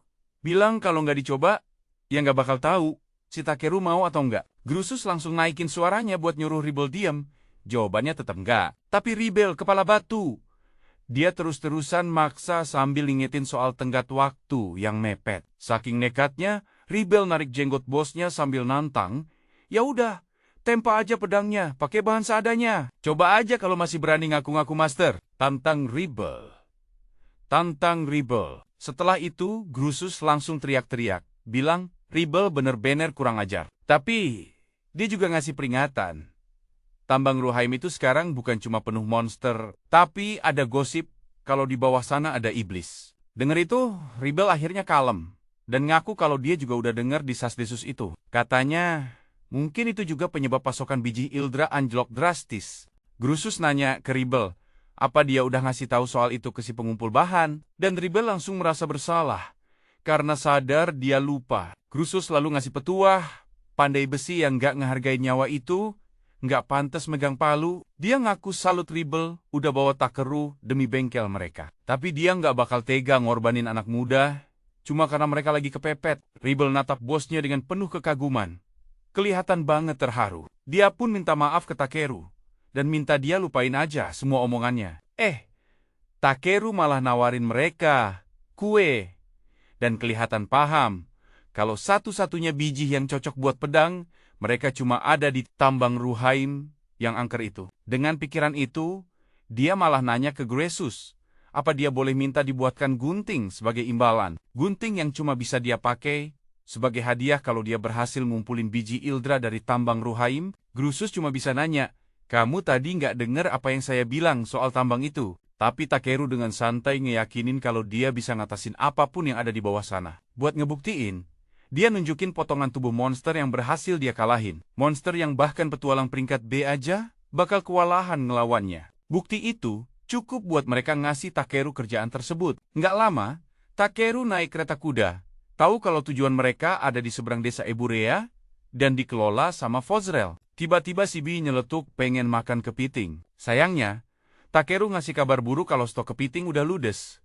Padahal dia sendiri juga kangen banget sama rasanya. Di kereta, beberapa penumpang mulai ngegosip soal kejadian aneh akhir-akhir ini. Kayak semua tanaman herbal beracun di jalur perampok mendadak layu dalam semalam. Mereka juga dengar ada gangguan aneh di hutan pohon putih. Takeru cuma diem aja dengerin obrolan mereka, sambil coba ngeyakinin diri kalau semua itu bukan salah dia. Setelah beberapa saat, dia sampai di sebuah desa yang punya pedagang kuda dan mikir, enak juga kali ya kalau suatu saat bisa jalan-jalan naik kuda. Pas dia mau cabut, Takeru dengar ada cewek lagi adu mulut sama si pedagang kuda. Dan dia sadar, itu kan si cewek elf yang pernah mereka temui. Si cewek elf ngomel ke pedagangnya, bilang kalau dia pesen kuda putih gagah yang bisa lari menembus langit. Lah, ini malah dikasih lihat gagak putih raksasa, bukan kuda. Si pedagang ngingetin, Mbak, ini kan lapak pedagang kuda. Di sini mah apa aja yang bisa ngangkut barang. Ya kita sebut kuda, mau itu elang raksasa atau gagak raksasa. Si cewek elf jelas nggak tahu soal ini. Dia pun minta maaf. Ngaku kalau mungkin cara dia mesennya yang salah. Si pedagang kuda dengan cepat maafin dia. Bilang kalau harusnya dia juga ngecek ulang. Sadar kalau si elf nyari Pegasus putih, dia ngasih saran buat coba cari di Fozrel, kerajaannya para dwarf. Cewek elf itu langsung cabut dengan gembira setelah dapat info itu, dan Takeru sadar kalau tujuan mereka ternyata sama. Ya udah, Takeru bilang ke BI kalau mereka bisa santai sambil ngumpulin bahan di perjalanan. Bahan pertama yang dia kumpulin adalah jamur Norait. Jamur dengan bintik-bintik putih di tudung hijaunya yang kelihatannya beracun. Tapi jangan salah, di balik penampilannya, jamur ini justru bahan makanan super bergizi yang bisa nambah stamina. Dia juga nemu jamur Moseo, jamur bertudung merah dengan bintik putih yang bisa mempercepat pertumbuhan kalau dimakan. Takeru jadi sadar kalau hutan di sekitar situ ternyata gudangnya bahan-bahan mantap. Mereka juga nemu banyak rumput Moon Knight, bunga kuning yang katanya mekar di bawah bulan sabit. Nektarnya jadi favorit para roh dan bisa bantu ngilangin capek. Kalau ditumbuk, bisa juga dijadiin salep luka yang manjur. Takeru langsung sigap ngeluarin guntingnya buat ngambil beberapa, tapi baru aja selesai. Terdengar geraman yang gak asing dari dalam hutan. Kali ini mereka langsung kenal sama suaranya. Dan bener aja, mereka nemuin si cewek elf lagi nyender di pohon, kehausan dan kelaparan parah. Situasinya udah kayak deja vu buat Takeru. Dia pun ngasih air dan makanan. Sama persis kayak pertemuan pertama mereka. Setelah seger lagi, si cewek elf nyamperin Takeru buat jabat tangan. Bilang kalau Takeru udah nolongin banget. Takeru senyum, tapi bau badan si cewek elf bikin dia mundur selangkah. Tanpa pikir panjang, dia langsung pakai sihir pembersih. Seluruh badan si cewek langsung bersih dalam hitungan detik. Dan Takeru cuma nyeletuk. Aku udah nggak tahan lihat citra elf yang anggun dan suci, jadi hancur berantakan. Si cewek tersenyum dan akhirnya ngenalin diri. Namanya Valverita Brolight. Meskipun dia ngaku kalau nama Alf emang susah buat diucapin manusia, dia bilang, Takeru udah berjasa banget. Baik sekarang maupun sebelumnya. Tapi Takeru buru bilang itu bukan apa-apa. Dan nyuruh dia hati-hati. Sebelum Takeru pergi, Vel nahan dia dan negasin kalau bangsa elf itu nggak pernah lupa sama kebaikan orang. Takeru bilang dia nolong nggak ngarep imbalan apa-apa, tapi Vel maksa, minta diizinin buat bantu kerjaan Takeru. Paling nggak, si B kelihatan setuju banget. Seneng ada teman baru. Akhirnya Takeru nerima tawarannya sampai mereka tiba di kota berikutnya. Pas Takeru lagi ngumpulin jamur Norite, Vel lari-lari nyamperin bareng B, teriak-teriak kalau dia nemu sesuatu yang luar biasa. Dia nunjukin sebuah benda, dan bilang kalau itu kotoran terenggiling palu. Tapi setelah Takeru ngecek pakai skill appraisal, dia ngasih tahu kalau itu cuma batu biasa. Vel nggak nyerah dan balik lagi bawa sesuatu yang beda. Tapi Takeru bilang yang dia ambil itu cuma kotoran hewan. Dia coba lagi buat ketiga kalinya, tapi Takeru ngasih tahu kalau yang di tangannya itu jamur beracun. Vel kaget, tapi terus malah ketawa bareng B. Bilang, ih, serem juga ya. Takeru cuma bisa natap dia sambil mikir, kayaknya umur mentalnya 11-12 sama si BI. Pas matahari mulai tenggelam, Vel pamit mau nyari kayu bakar. Takeru bilang, dia punya batu sihir buat begituan. Tapi, Vel ngejelasin, kalau ninggalin jejak api unggun itu penting, biar orang lain yang lewat tahu kalau tempat itu aman buat camping. Dengan alasan itu, dia pergi nyari kayu bakar dan balik beberapa saat kemudian. Takeru agak kaget karena yang dibawa Vel bukan ranting, tapi sebatang pohon utuh di pundaknya. Vel cuma minta Takeru sabar. Terus dia lempar batang pohon itu ke udara, loncat, dan ngeluarin 2 belati buat motong-motong kayu itu jadi ukuran pas buat api unggun. Takeru cuma bisa melongo, dalam hati bertanya-tanya, emang elf kelakuannya begini, ya? Tapi dia juga sadar kalau pedang yang dipakai Vel itu keren banget, jadi dia iseng pakai skill appraisal buat ngecek detailnya. Takeru kaget bukan main, pas tahu kalau itu ternyata senjata peringkat A. Soalnya ini pertama kalinya dia lihat barang sekelas itu. Senjata Vel itu namanya Sylph Jambia. Itu adalah harta karun para High Elf. Belati yang dialiri kekuatan roh angin, buat nambah ketajaman dan kecepatan. Efeknya bisa berubah, tergantung kekuatan sihir si pemakai. Bahkan di antara para High Elf, cuma mereka yang dari garis keturunan terpilih yang bisa pakainya. Selesai ngecek, Takeru pakai kayu bakar itu buat masak sup favoritnya, dan Vel kelihatan semangat banget mau nyobain. Begitu nyeruput kuahnya, Vel langsung kaget sama tekstur kenyal dari pangsit putihnya dan sayuran yang meresap ke dalam kaldu. Bikin rasanya lembut tapi kaya banget. Vel dan bisa sama-sama nikmatin sup yang luar biasa itu. Meskipun Takeru yakin, mereka cuma lebay aja, tapi ya sudahlah. Yang penting mereka suka. Sambil makan, Vel nanya apa Takeru mau ke Fosrel juga. Dan dia jawab iya, ada kerjaan ngumpulin biji Ildra dari tambang Ruhaim. Takeru balik nanya kenapa Vel mau ke sana. Dan ekspresi Vel langsung berubah serius. Dia ngejelasin kalau dia lagi nyari Pegasus putih dari surga yang udah lama banget diidam-idamkan sama saudarinya, Ryu Takara. Takeru udah coba buat nanggepin dengan serius, tapi remah-remah di muka Vel langsung ngerusak suasana. Vel ngelap mukanya pakai lengan baju dan ganti topik. Bilang kalau dia jadi keenakan makan masakan Takeru lagi. Jadinya, utang budinya ke Takeru makin numpuk. Takeru lalu nawarin buat nyewa Vel jadi pengawalnya. Sekalian, biar ada yang ngajarin trik-trik, kayak soal api unggun tadi. Vel kaget. Masa cuman itu bayarannya? Padahal, Takeru ngerasa itu udah permintaan yang lumayan banyak. Setelah selesai makan, Vel bilang, apapun takdir yang mempertemukan mereka di sini, dia anggap itu pertanda baik. Segala puji bagi Dewi kami, Livarolina, katanya. Vel akhirnya nerima tawaran Takeru, bilang kalau dia bakal nemenin perjalanannya sebagai pengawal. Takeru agak kaget lihat Vel tiba-tiba. Jadi kelihatan bisa diandelin, tapi malamnya dia malah nggak bisa tidur. Gara-gara suara ngorok Vel yang kenceng banget. Besok paginya, kantong mata Takeru udah kelihatan jelas. Tapi mereka tetap lanjut jalan. Vel ngasih tahu kalau di seberang sungai itu udah kerajaan Dwarf dan pegunungan Rohirrim. Tanpa sadar, Takeru nyeletuk kalau pemandangannya mirip banget sama pegunungan Hotaka di kampung halamannya. Vel jelas nggak ngerti Takeru ngomong apa. Tapi Takeru buru-buru ngalihin pembicaraan dan ngajak cari makan dulu. Mereka pergi ke restoran dan pesen 3 porsi daging gulung jupai khas Dwarf. Takeru dengan semangat langsung melahap gigitan pertama dan seneng banget sama rasanya. Sementara Vel bilang rasanya persis seperti yang temennya ceritain. Takeru ngira temen yang dimaksud itu Alf lain, tapi Vel ngejelasin kalau temennya itu seorang lizardman yang punya gelar kehormatan Raja Naga, Satria Naga Suci dari Kekaisaran Stolfus. Katanya temennya itu lagi menuju Belkime.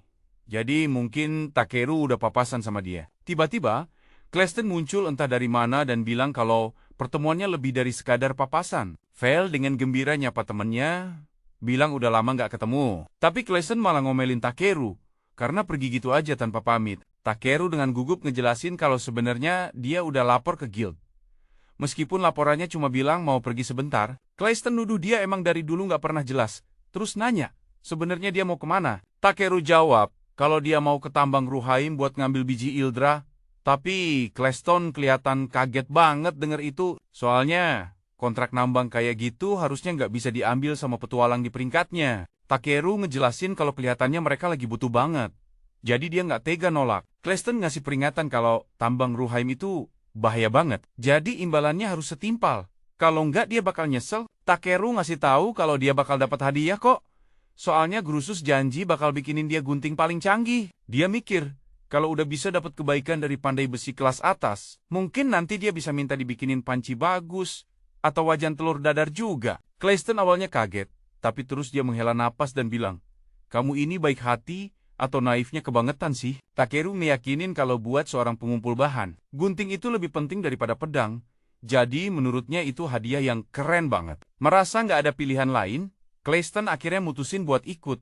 Bilang dia bakal nemenin Takeru ke tambang Rohirrim. Lagian, dia juga emang berencana ke Fosrel buat benerin tombaknya. Awalnya Takeru ragu, tapi Vel malah semangat banget pas tahu Clesten bakal jadi pengawal Takeru juga. Dia ngasih tahu Clesten kalau dia juga lagi jalan bareng Takeru sebagai pengawalnya menuju Fosrel. Clesten ngaku kalau kata pengawal kedengerannya keren juga.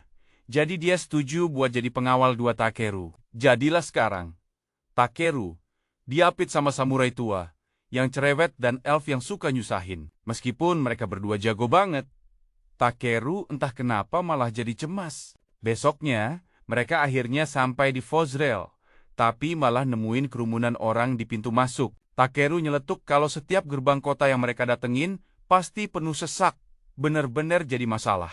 Meskipun begitu, Clesten mutusin buat ngobrol sama salah satu penjaga, dan mereka langsung dibolehin masuk tanpa perlu antre. Takeru nanya apa enggak apa-apa, soalnya rasanya kayak dapat perlakuan VIP. Tapi Clesten ngejelasin kalau dia cuma nyapa kenalan aja. Si penjaga nganterin mereka masuk sambil cerita kalau Fosrel itu dulunya pemukiman tambang yang dibangun di dalam gua-gua besar bekas galian biji besi. Dia nyambut mereka di kerajaan Dwarf.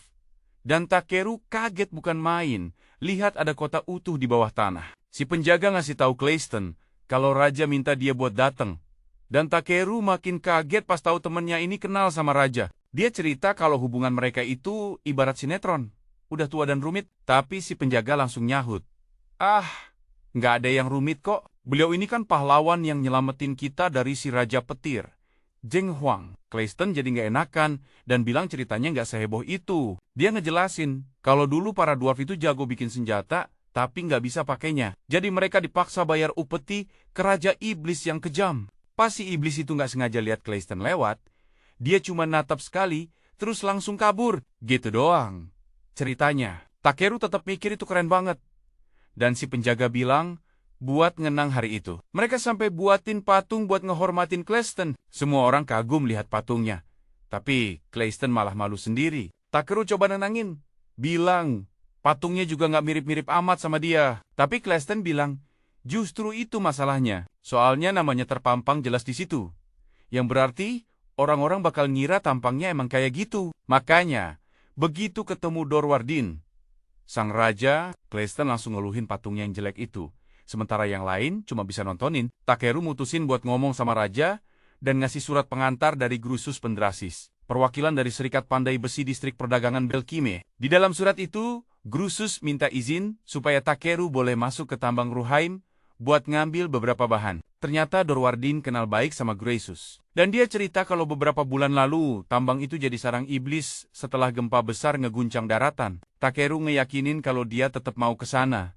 Dan Cleiston ngasih tahu raja kalau Takeru ada di bawah perlindungannya. Vel juga pejuang yang hebat kok, jadi nggak perlu ada yang ditakutin, tambahnya. Danger. Itu, raja akhirnya mutusin buat ngasih mereka tugas buat nyelidikin kebenaran di balik gangguan iblis di dalam tambang Ruhaim. Cleiston nerima tanpa ragu, tapi Takeru bingung kebenaran apa yang mereka maksud. Dia ngingetin kalau dia cuma perlu ngambil biji Ildra, tapi Cleiston setuju aja tanpa dengerin omongan Takeru. Nggak lama setelah itu, mereka ketemu Zambo, kepala resepsionis guild petualang di kota itu. Dia bilang bakal jadi pemandu mereka di terowongan. Terus ngebuka sebuah pintu buat mereka masuk. Takeru pakai sihir cahaya sederhana dan ngecek peta yang dikasih Zambo, biar nggak nyasar. Dia pakai skillnya buat ngenalin berbagai jenis material di tambang. Tapi dia sadar kalau reaksi mineral di sekitarnya terasa lemah. Zambo agak kaget. Takeru bisa tahu cuma dengan ngelihat doang. Dan Takeru mutusin buat masuk lebih dalam lagi. Tiba-tiba, Bi ngasih peringatan soal sesuatu. Dan Cleiston langsung nyuruh mereka semua nempel ke dinding karena ada yang datang. Takeru dengan cepat pakai skill search buat nemuin musuh dan lihat ada monster yang melesat ke arah mereka. Cleiston dan Vel langsung pasang kuda-kuda. Tapi Takeru bantu mereka ngalahin monster-monster itu pakai sihirnya. Vel nyelesain sisanya pakai belatinya. Jadi, mereka lanjut masuk lebih dalam ke tambang, di mana konsentrasi sihirnya lebih kuat. Takeru sampai di jalan buntu dan sadar ada sesuatu di baliknya. Jadi dia masang pelindung dan ngerasin permukaan dinding pakai ledakan api. Zambo kaget lihat ada banyak urat Eldritch di mana-mana.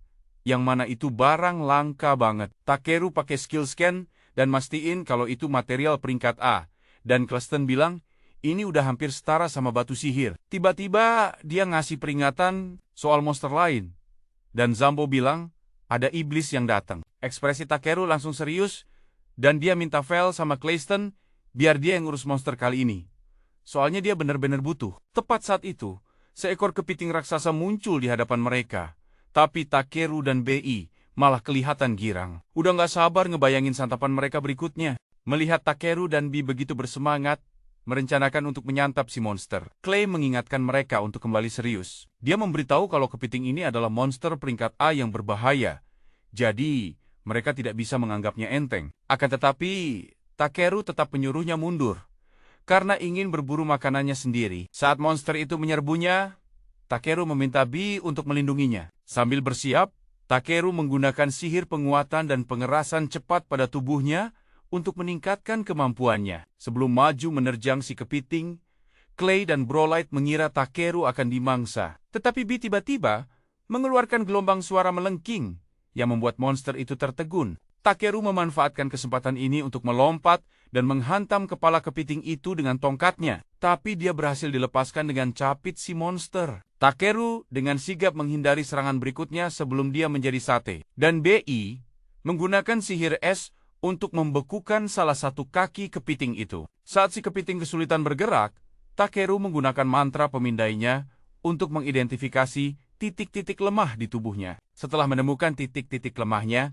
dia memanggil segerombolan jarum es untuk menembus cangkang kerasnya. Begitu dilepaskan, jarum-jarum es itu melesat ke tubuh si kepiting dan membekukan semuanya menjadi sebuah patung es. Sementara Takeru memberikan penghormatan terakhir pada kepiting yang mati itu. Clay heran, kenapa Takeru bertarung sendirian, alih-alih bersama timnya. Takeru meminta maaf padanya dan menjelaskan kalau dia hanya takut mereka akan menyerang terlalu keras dan malah menghancurkan daging mereka yang berharga. Clay kaget, karena ternyata Takeru sudah berencana memasak monster itu sejak awal, dan mengingatkan Takeru bahwa tugasnya adalah sebagai pengawalnya. Takeru bilang dia hanya mencoba mempermudah keadaan, karena dia lebih berpengalaman dalam menghadapi kepiting. Tapi Clay mengatakan bahwa Takeru seharusnya tidak terlalu bersemangat saat tak berada di lingkungan yang tidak terduga, dan menambahkan bahwa dia dan Brolette tidak akan menentang keinginan Takeru. Clay memintanya untuk lebih mengandalkan mereka demi keselamatan bersama. Akhirnya, Takeru mengakui kesalahannya dan meminta maaf. Clay pun menepuk bahunya dan menyuruhnya mengumpulkan daging kepiting itu. Setelah mengambil daging monster tersebut, Takeru juga memungut semua biji sihir di area itu. Namun, dia merasakan ada lebih banyak harta karun di area terdekat dan memberitahu Zambo bahwa para dwarf bisa menambangnya di masa depan. Saat dwarf itu menangis terharu dan berterima kasih atas bantuan besar Takeru. Takeru jadi berpikir, apakah dia akhirnya mulai membawa perubahan pada dunia seperti yang dikatakan oleh manajer luar angkasa. Kemudian, Brolight dan Clay mulai berjalan kembali. Takeru pun berpikir dia akan terus melakukan apa yang dia inginkan selama perubahan itu baik untuk orang-orang di sekitarnya. Setelah kembali ke kota dwarf, Takeru melapor kepada raja bahwa dia telah mengalahkan monster itu. Sang raja tampak terkejut. Jadi Zambo mengonfirmasi bahwa mereka benar-benar telah mengalahkan iblis yang menakutkan itu. Raja meminta Takeru untuk menunjukkan sisa-sisa monster tersebut. Takeru pun mengeluarkan patung kepiting raksasa itu tepat di tengah-tengah istana. Saat patung yang berat itu mengguncang ruangan, Raja bangkit dari singgasananya dan mengagumi monster itu. Dia mengucapkan selamat kepada Takeru karena telah membasmi binatang buas itu untuk kerajaannya dan menawarkan hadiah. Tapi Takeru hanya bertanya apakah dia boleh membawa pulang tubuh kepiting itu. Permintaannya yang sederhana itu mengejutkan raja, tetapi dia mengizinkan Takeru untuk memilikinya. Saat rombongan mereka kembali pulang, Brolight merasa senang karena raja tetap memberi mereka hadiah 3 juta rev untuk misi tersebut. Namun, Takeru tidak peduli dengan kekayaan barunya. Dia hanya memikirkan sashimi lezat yang akan dia buat dari daging kepiting itu. Clay sampai menyolek Takeru yang sudah meneteskan air liur. Layaknya orang bodoh yang berpikir untuk membuat gunting pengumpul baru dari cangkang keras kepiting itu. Keesokan harinya, Brolight menerima seekor kuda putih yang indah yang disiapkan oleh Raja Dwarf. Clay juga mendapatkan tombaknya yang sudah diperbaiki, dan Brolight menaiki kuda itu untuk mengantarkannya kepada saudara perempuannya. Takeru bertanya, apakah dia akan pergi? Dan Brolight mengangguk, mengatakan bahwa dia tidak akan pernah bisa membalas semua bantuannya. Takeru mengatakan padanya bahwa dia tidak menginginkan imbalan apapun. Sementara Clay mengingatkannya bahwa kereta mereka juga akan segera tiba. Brolight terbang dengan kuda barunya dan pergi. Takeru dan Clay pun kembali pulang dengan kereta mereka. Begitu kembali ke guild, Takeru melihat Ariana sedang memasang misi baru di papan pengumuman. Ariana menyapanya dan bertanya mengapa dia bersama Clay mengira mereka telah membentuk parti bersama. Clay menjelaskan bahwa mereka hanya bersama untuk sementara waktu, tetapi belum memutuskan untuk berpisah. Kabar ini membuat gadis kelinci itu bersemangat, dan dia mulai melompat-lompat kegirangan. Sebelum pergi untuk melaporkan persatuan mereka kepada Master Guild, setelah Ariana pergi, Takeru bertanya-tanya mengapa Clay masih bersamanya. Si manusia kadal itu mengatakan bahwa meskipun dia tahu Takeru adalah orang yang misterius, dengan kekuatan luar biasa, dia hanya ingin tetap di dekatnya untuk melihat apa saja yang mampu dilakukannya. Takeru merasa canggung harus berbagi rahasianya dengan orang lain. Tetapi dia percaya Clay akan menjadi anggota parti yang baik. Setelah berdiskusi, mereka memutuskan untuk menjadi tim yang sesungguhnya dan menamakan diri mereka tim Azure Ebony.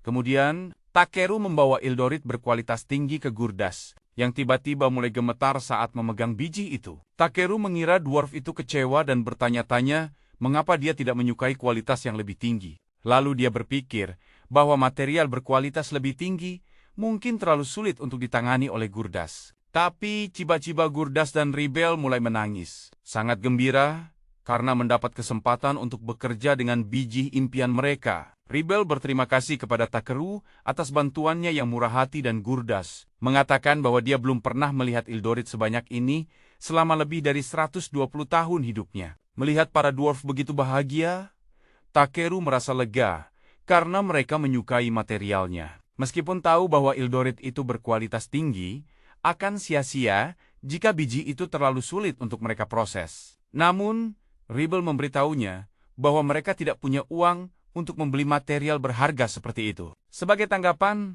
Takeru mengingatkannya bahwa dia cukup membuatkan gunting pengumpul saja.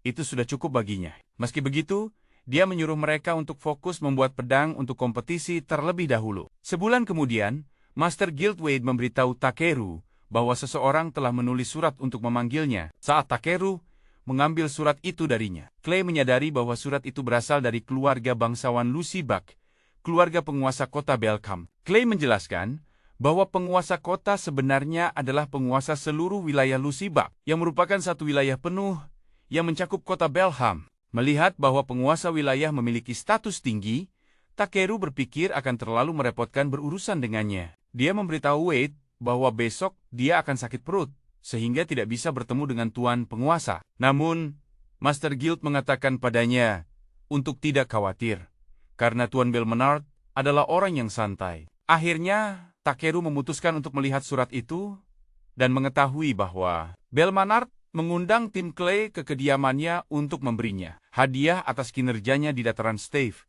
Sementara Clay terkejut bahwa dialah alasan mereka diundang. Takeru berpikir bahwa penguasa kota hanya menggunakan hadiah itu sebagai alasan untuk bertemu dengannya. Clay setuju, berpikir bahwa penguasa kota hanya ingin melihat Bee, si bayi naga. Mendengar ini, Takeru langsung menjadi protektif terhadap Bee. Tetapi Wade meyakinkannya bahwa penguasa kota tidak akan mencurinya. Clay juga mengatakan bahwa dia akan meninggalkan Belcam jika penguasa kota ternyata orang yang jahat. Akhirnya, Takeru memutuskan untuk cukup mempercayai penguasa kota dan pergi menemuinya bersama Clay.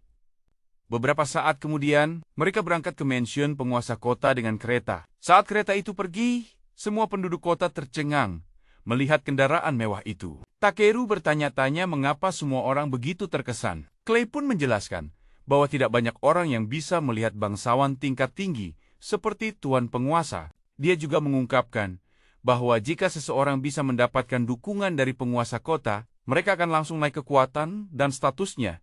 Bahkan jika mereka sendiri lemah. Sambil Takeru mengangguk mengerti, mereka pun segera tiba di mansion. Ketika Takeru melihat keluar jendela kereta, dia kaget melihat sebuah kastil mewah yang lebih besar dari apapun yang pernah dia bayangkan. Setelah mereka turun dari kereta, seorang kepala pelayan bernama Raymond menyambut mereka. Takeru dan Clay mengikutinya saat dia memandu mereka melewati rumah itu. Di pintu masuk, barisan pelayan menyambut para tamu. Saat mereka berjalan lebih jauh ke dalam rumah, seorang gadis kecil tiba-tiba berlari menghampiri Takeru. Dia melihat Bi dan berpikir Bi terlihat agak lucu.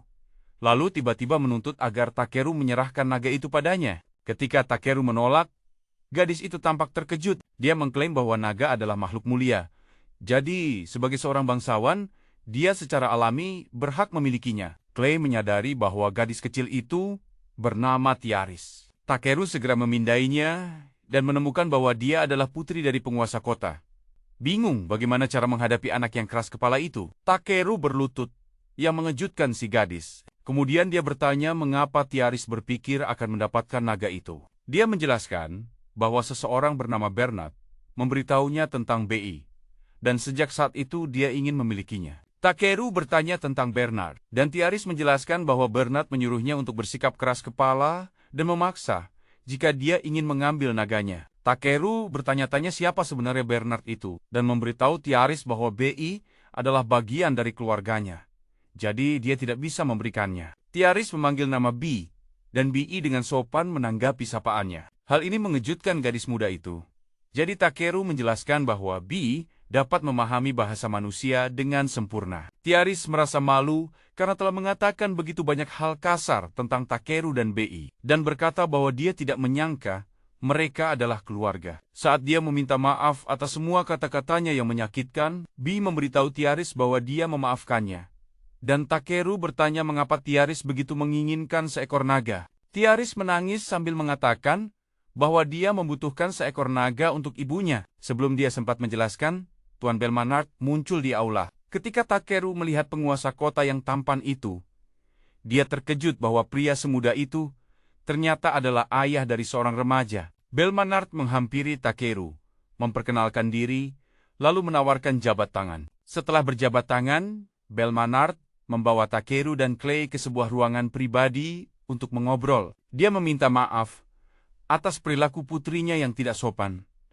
Tetapi Takeru mengatakan bahwa dia tidak mempermasalahkannya. Clay bertanya mengapa Belmanard mengundang mereka, dan dia menjelaskan bahwa dia membutuhkan bantuan mereka. Clay kaget karena tuan penguasa membutuhkan bantuan dan bertanya-tanya, apakah ini tentang istrinya? Belmanard mengangguk, dan Clay memberitahu Takeru bahwa istri tuan penguasa, Militaria, telah terbaring sakit di tempat tidur selama 6 bulan terakhir. Belmanard menjelaskan bahwa dia mendengar desas-desus tentang Takeru yang menyembuhkan penyakit tak tersembuhkan milik seorang asing di daerah kumuh. Jadi dia mengundangnya untuk meminta bantuannya. Takeru mendesah, tahu bahwa ini adalah kesalahannya karena desas-desus itu menyebar. Dan Belmanard memohon bantuannya. Memikirkan kekuatan penyembuhannya, Takeru ingat bahwa dia benar-benar mengubah seluruh tubuh Clay. Jadi dia merasa takut akan melukai sang nyonya dengan dosis yang salah. Belmanard kemudian memberitahu Takeru bahwa Tiaris menginginkan bayi naga karena ibunya. Hal ini membingungkan Takeru. Jadi, Belmanard menjelaskan bahwa Tiaris akan segera pergi untuk bersekolah di ibu kota kerajaan, dan dia menginginkan hewan peliharaan yang lucu untuk menemani ibunya saat dia pergi. Clay menjadi emosional mendengar kebaikan hati gadis kecil itu, lalu mulai menatap tajam ke arah Takeru, membuatnya sadar bahwa dia tidak punya pilihan selain membantu mereka. Takeru setuju untuk membantu, tetapi masih merasa takut akan mendapat masalah jika dia tidak sengaja menyakiti istri seorang bangsawan. Akhirnya, dia meminta Belmanard untuk bertemu dengan istrinya, dan Belmanard dengan senang hati membawa mereka ke kamarnya. Setelah mengumumkan kedatangan mereka, dia membuka pintu dan memimpin mereka masuk. Ruangan itu gelap, dan Takeru langsung menyadari betapa buruknya ventilasi di sana. Ketika Militaria bertanya kepada suaminya mengapa dia datang, Takeru kaget melihat betapa sakitnya penampilan wanita itu. Sebelum memulai diagnosisnya, dia bertanya kepada Belmanard apakah dia bisa menerangi ruangan itu. Namun, Belmanard menjelaskan bahwa istrinya tidak tahan dengan sinar matahari, sehingga mereka sengaja menjaga ruangan tetap gelap untuknya. Takeru mengangguk dan mendekati sang nyonya, lalu menggunakan pemindainya untuk memeriksa statusnya. Belmanard bertanya, apakah penyakit istrinya bisa disembuhkan? Dan Takeru memberitahunya bahwa dia bisa mengatasi nyeri sendi dan gejala lainnya. Akan tetapi, dia merasa bingung dengan penyakit keracunan Ivor yang dideritanya, karena dia belum pernah mendengar penyakit seperti itu sebelumnya. Melihat Takeru tenggelam dalam pikirannya, Clay bertanya-tanya, apakah ada yang salah? Takeru memberitahu Belmanard bahwa dia membutuhkan kepercayaan penuhnya sebelum memulai pengobatan. Militaria kemudian berkata, dia hanya ingin mendapatkan kembali kekuatannya untuk bisa memeluk putrinya lagi, meskipun dia tidak bisa pulih sepenuhnya. Mendengar kata-kata istrinya yang memilukan, Belmanard memohon agar Takeru membantunya, dan Takeru mengangguk sambil bersiap. Belmanard, dengan air mata berlinang, memohon pada Shiro sebagai seorang suami untuk menyelamatkan istrinya.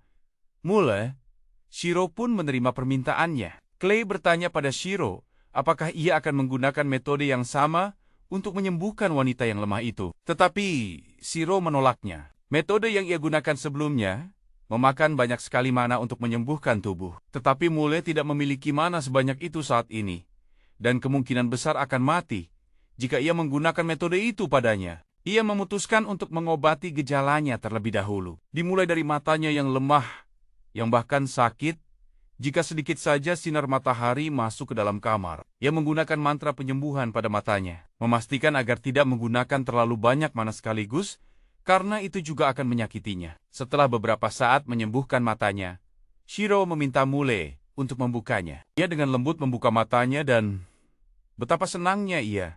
Penglihatannya kini jauh lebih baik. Ia sudah sangat gembira dengan hasil ini, tetapi Shiro masih punya kejutan lain. Ia mengeluarkan tongkatnya dari dalam tas, lalu menggunakan sebuah mantra untuk menciptakan seluruh ruangan dalam sekejap. Mantra yang dahsyat itu meniup semua kotoran keluar dari ruangan dan membuka jendela pada saat yang bersamaan saat sinar matahari masuk ke dalam kamar. Belmanard bertanya pada istrinya apakah ia baik-baik saja, dan ia mulai menangis. Seraya berkata bahwa sinar matahari tidak lagi menyakiti matanya. Sementara mereka berdua merayakan momen bahagia ini dengan berlinang air mata. Shiro menyadari ada seorang kepala pelayan dan beberapa pelayan yang menatap mereka dari belakang. Ia merasa ada yang sangat aneh dengan kepala pelayan itu, dan memberitahu Belmanard bahwa mereka sebaiknya pergi ke tempat lain untuk berbicara. Sesampainya mereka di ruang kerja Belmanen, Shiro mengungkapkan bahwa Mule menderita sesuatu yang disebut keracunan. Iver Belmanen segera menyadari bahwa seseorang sengaja meracuninya. Tetapi ada sesuatu yang lebih mengkhawatirkannya daripada itu. Shiro memberitahunya bahwa karena ia tidak mengetahui detail tentang racun Iver, ia tidak dapat menyembuhkan Moller sepenuhnya. Ia bertanya pada Belmanen, apakah ia bisa mendapatkan penawarnya dari suatu tempat. Dan sang bangsawan menjadi murung saat menjawab bahwa tidak ada penawarnya. Racun Iver adalah racun kuno yang dianggap telah hilang di telan waktu, dan pengetahuan tentang penawarnya pun ikut hilang. Shiro menjawab bahwa jika orang lain bisa membuat racun itu sekarang, berarti pengetahuannya masih ada, dan mereka harus mencoba membuat ulang racun itu untuk menemukan penawarnya. Clay menjawab bahwa mereka bahkan tidak tahu bahan apa yang digunakan untuk membuat racun itu. Namun, saat itu juga, Belmanen mendapatkan sebuah ide. Ia mengungkapkan bahwa leluhurnya gemar mengumpulkan catatan sejarah penting sebagai hobi, dan mungkin di dalamnya terdapat beberapa informasi yang mereka butuhkan. Akan tetapi, sebagian besar dokumen tersebut ditulis dalam bahasa kuno yang sekarang tidak ada lagi yang bisa memahaminya. Untungnya, itu bukan masalah bagi Shiro, yang kemampuan terjemahan bahasanya memungkinkan ia menerjemahkan teks kuno ke dalam bahasa Jepang. Ia masih tidak tahu buku mana yang berguna, jadi ia mempersempit pencariannya pada kata kunci tentang racun dan menemukan satu buku yang berisi informasi tentang tanaman Iver. Namun, Shiro merasa aneh karena itu adalah entry buku harian yang ditulis oleh seseorang bernama Pola Pola yang mengaku sebagai petualang paling imut yang pernah ada. Shiro memutuskan untuk sepenuhnya menjiwai karakter dan bertingkah seperti remaja labil yang memalukan saat membaca buku harian itu. Menurutnya, Paula menemukan sebuah batu besar berbentuk kuda bersayap di dekat sebuah danau besar, dan di samping batu itu ada bunga-bunga emas yang berkilauan. Clay segera membungkam mulut Shiro sebelum ia menyebarkan lebih banyak kelakuan aneh dan kemudian memberitahu Belmanen bahwa ia tahu lokasi yang disebutkan dalam buku harian itu. Ia mengeluarkan sebuah peta dan menunjuk ke sebuah danau di luar wilayah Belmanen yang memiliki patung Pegasus. Ia berkata mereka mungkin akan menemukan bunga Iver di sana. Tetapi sayangnya, tempat itu berjarak 5 hari perjalanan, bahkan dengan kereta. Shiro berkata bahwa mereka akan segera berangkat, dan Belmanen mulai membuat persiapan untuk itu. Sementara kepala pelayan yang kutu buku itu mengawasi mereka dan mengirimkan seekor merpati pos. Sementara itu, Shiro meletakkan sebuah batu sihir penghalang di luar kamar Mule, memberitahu Belmanen bahwa ini untuk melindungi istrinya jika ada yang mencoba mencelakainya. Tiba-tiba Tirish datang berlari dan meminta maaf pada Shiro karena telah bersikap kasar padanya sebelumnya. Shiro memberitahunya bahwa kata-katanya memang sangat menyakitkan, tetapi ia akan memaafkannya karena Tirish menyadari kesalahannya sendiri. Ia menasihatinya untuk mengembangkan keterampilan penting dalam mengakui kesalahan, karena itu akan membantunya tumbuh sebagai pribadi, dan juga memintanya untuk meluangkan waktu dan memikirkan segala sesuatunya dengan matang alih-alih terburu-buru mengambil kesimpulan. Tirish berjanji akan melakukannya, dan kemudian Shiro berkata bahwa begitu ia pergi, seseorang mungkin akan mencoba menghasutnya untuk membencinya dengan menyebutnya penjahat atau penipu. Ia ingin Tirish melaporkan masalah itu kepada ayahnya, daripada mempercayai apa yang dikatakan kepadanya. Karena itu akan membantu menghindari insiden yang tidak diinginkan. Dengan itu, Shiro dan Clay menaiki unicorn mereka dan bergegas ke tujuan mereka. Shiro merapalkan mantra untuk mengurangi dan menambah berat pada mereka semua, dan kuda-kuda itu mulai berlari jauh lebih cepat dari yang ia kira. Mereka tiba di lokasi dengan cepat, tetapi hal itu benar-benar mengecewakan Shiro.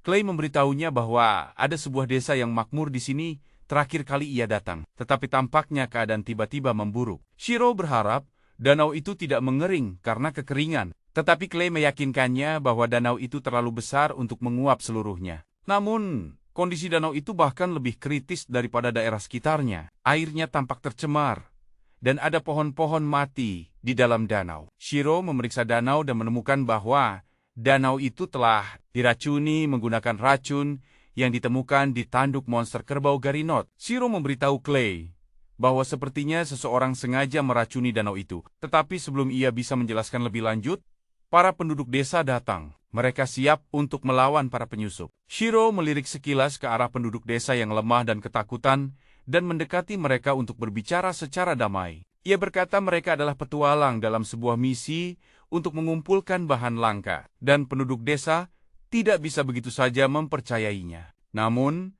ketika Clay menunjukkan gelang peringkat A miliknya, para penduduk desa segera menjatuhkan senjata mereka. Shiro bertanya, apakah mereka bisa memberitahunya lebih banyak tentang apa yang terjadi di sini. Namun tiba-tiba, seorang pria pingsan karena kelemahan. Shiro mendapati tubuhnya sangat ringan, dan langsung menebak bahwa penduduk desa tidak punya cukup makanan. Para penduduk desa pertama-tama membawanya ke desa, yang berantakan karena kekeringan. Mereka memberitahu Shiro bahwa 10 bulan yang lalu, danau itu tiba-tiba menjadi beracun dan ikan-ikan mati. Air tanah juga menjadi terlalu tercemar untuk digunakan, dan semua orang berada dalam situasi putus asa. Tepat pada saat itu, seorang pedagang bernama Ingash tiba di desa dan menawarkan untuk menyelamatkannya. Dengan imbalan bunga emas yang tumbuh di dekat danau, lokasi bunga itu adalah rahasia yang telah dijaga desa mereka sejak lama, karena dianggap sebagai bunga dewa. Namun, mereka putus asa dan setuju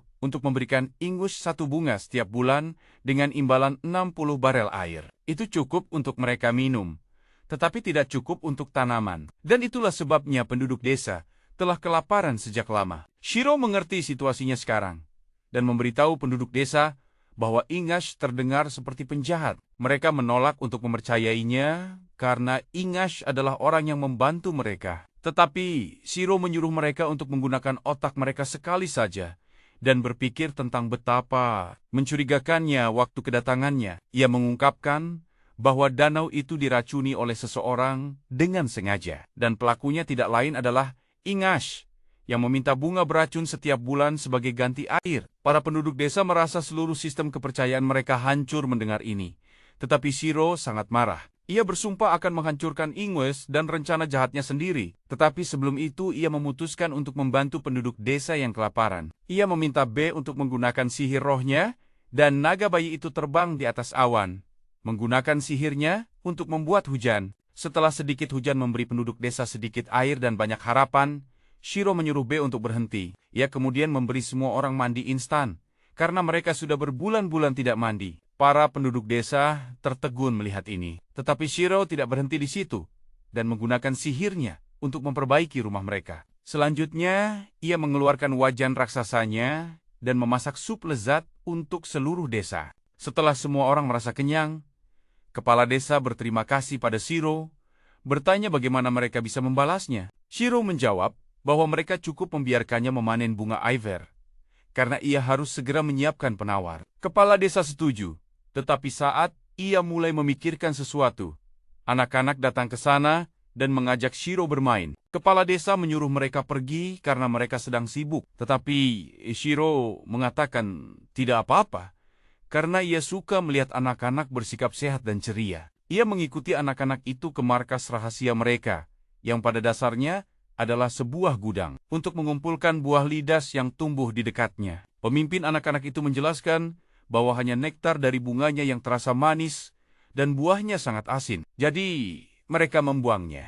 Shiro mencoba melihat apakah keterampilannya dapat menemukan sesuatu tentang buah itu, tetapi hanya layar kosong yang muncul. Namun, ia melihat cairan coklat yang tampak familiar keluar dari buah-buahan itu, dan saat ia mencicipinya, ia teringat rasa kecap asin yang selama ini ia rindukan. Pada saat yang sama di rumah besar Belmanen, Tirish bergegas ke kamar ibunya saat mendengar suara alarm. Sebelum meninggalkan rumah besar itu, Shiro telah memasang alarm sihir khusus di dalam ruangan yang akan terpicu jika ada orang dengan niat jahat mencoba masuk. Tirish bertanya-tanya siapa gerangan orang itu. Tetapi saat ia sampai di kamar, ia menemukan kepala pelayan yang licik, Bernard, di sana. Ia takut padanya dan menyuruhnya untuk menjauh darinya.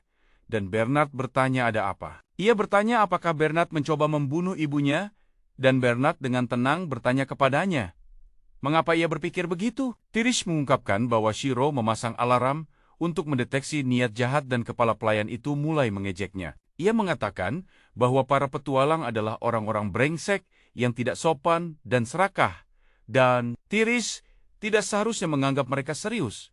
Ia mengatakan bahwa Shiro hanya mengejar uang dan ia memasang alarm-alarm canggih, tetapi tidak berguna untuk memeras uang dari ayahnya. Tiris menolak untuk percaya satu hal buruk pun tentang Shiro. Tetapi Bernard bertanya, apakah ia akan mempercayai seorang petualang acak atau seorang kepala pelayan yang telah melayani keluarganya. Dengan setia selama bertahun-tahun, gadis itu mulai panik. Tetapi untungnya Belmanen tiba di sana tepat pada waktunya. Tirish bergegas menghampirinya dan mengatakan bahwa ia punya sesuatu yang penting untuk dilaporkan. Belmanen mendengar cerita dari pihak Tirish dan Bernard di kantornya, dan ia setuju dengan si kepala pelayan bahwa Shiro mungkin mencoba menipu mereka. Namun, faktanya Shiro telah membuat Mole membaik dan alarmnya menunjukkan bahwa Bernard adalah bahaya baginya. Itulah sebabnya ia memutuskan untuk menguji semuanya. Kepala pelayan utama membawa kendi air ke kantor saat itu, dan Bernard panik melihatnya. Belmanen menuangkan segelas untuknya, mengatakan bahwa ia tidak punya cara untuk mengetahui siapa musuh yang sebenarnya. Jadi ia akan mulai dengan membuat Bernard membuktikan bahwa ia tidak bersalah. Ia menyuruh Bernard untuk meminum air istimewa yang selalu dibawanya, mengklaim bahwa itu akan mempercepat pemulihan. Mulai, kepala pelayan itu mulai gugup, dan kemudian Belmanen menyiramkan air itu ke wajahnya. Bernard mulai berteriak seperti orang gila, mengatakan bahwa air itu beracun, tetapi ternyata Belmanen hanya mengerjainya. Ia meminum air itu, karena itu hanyalah air keran biasa dan racun yang diberikan Bernard kepada Mule telah disegel. Belmanen kemudian memerintahkan para penjaganya untuk membawa penjahat itu pergi, dan setelah itu, kepala pelayan utama memberinya sebuah surat yang baru saja ia temukan di kamar Bernard. Belmanen terkejut, karena surat itu ditulis dalam bahasa Sandi, dan ia menyadari bahwa siapapun di baliknya cukup pintar. Pada saat yang sama, pedagang English pergi ke desa dan mulai mengetuk pintu kepala desa. Saat salah satu penduduk desa datang untuk melihat apa yang terjadi, ia terkejut melihat si pedagang yang mengklaim ia datang untuk mengambil bunga lebih awal. Kali ini, penduduk desa itu pertama-tama memberitahunya bahwa kepala desa sedang mengajak beberapa petualang berkeliling dan kemudian teringat bahwa bunga itu beracun. Ia memberitahu Ingash bahwa mereka tidak bisa membiarkannya memilikinya lagi, dan ternyata si pedagang sudah siap untuk ini. Ia segera memanggil anak buahnya, menyuruh mereka untuk menyelesaikan semuanya dengan cepat. Sementara itu, kepala desa memimpin Shiro dan Clay melewati sebuah gua rahasia, membawa mereka ke lokasi di mana bunga iber emas tumbuh tepat di samping patung Pegasus.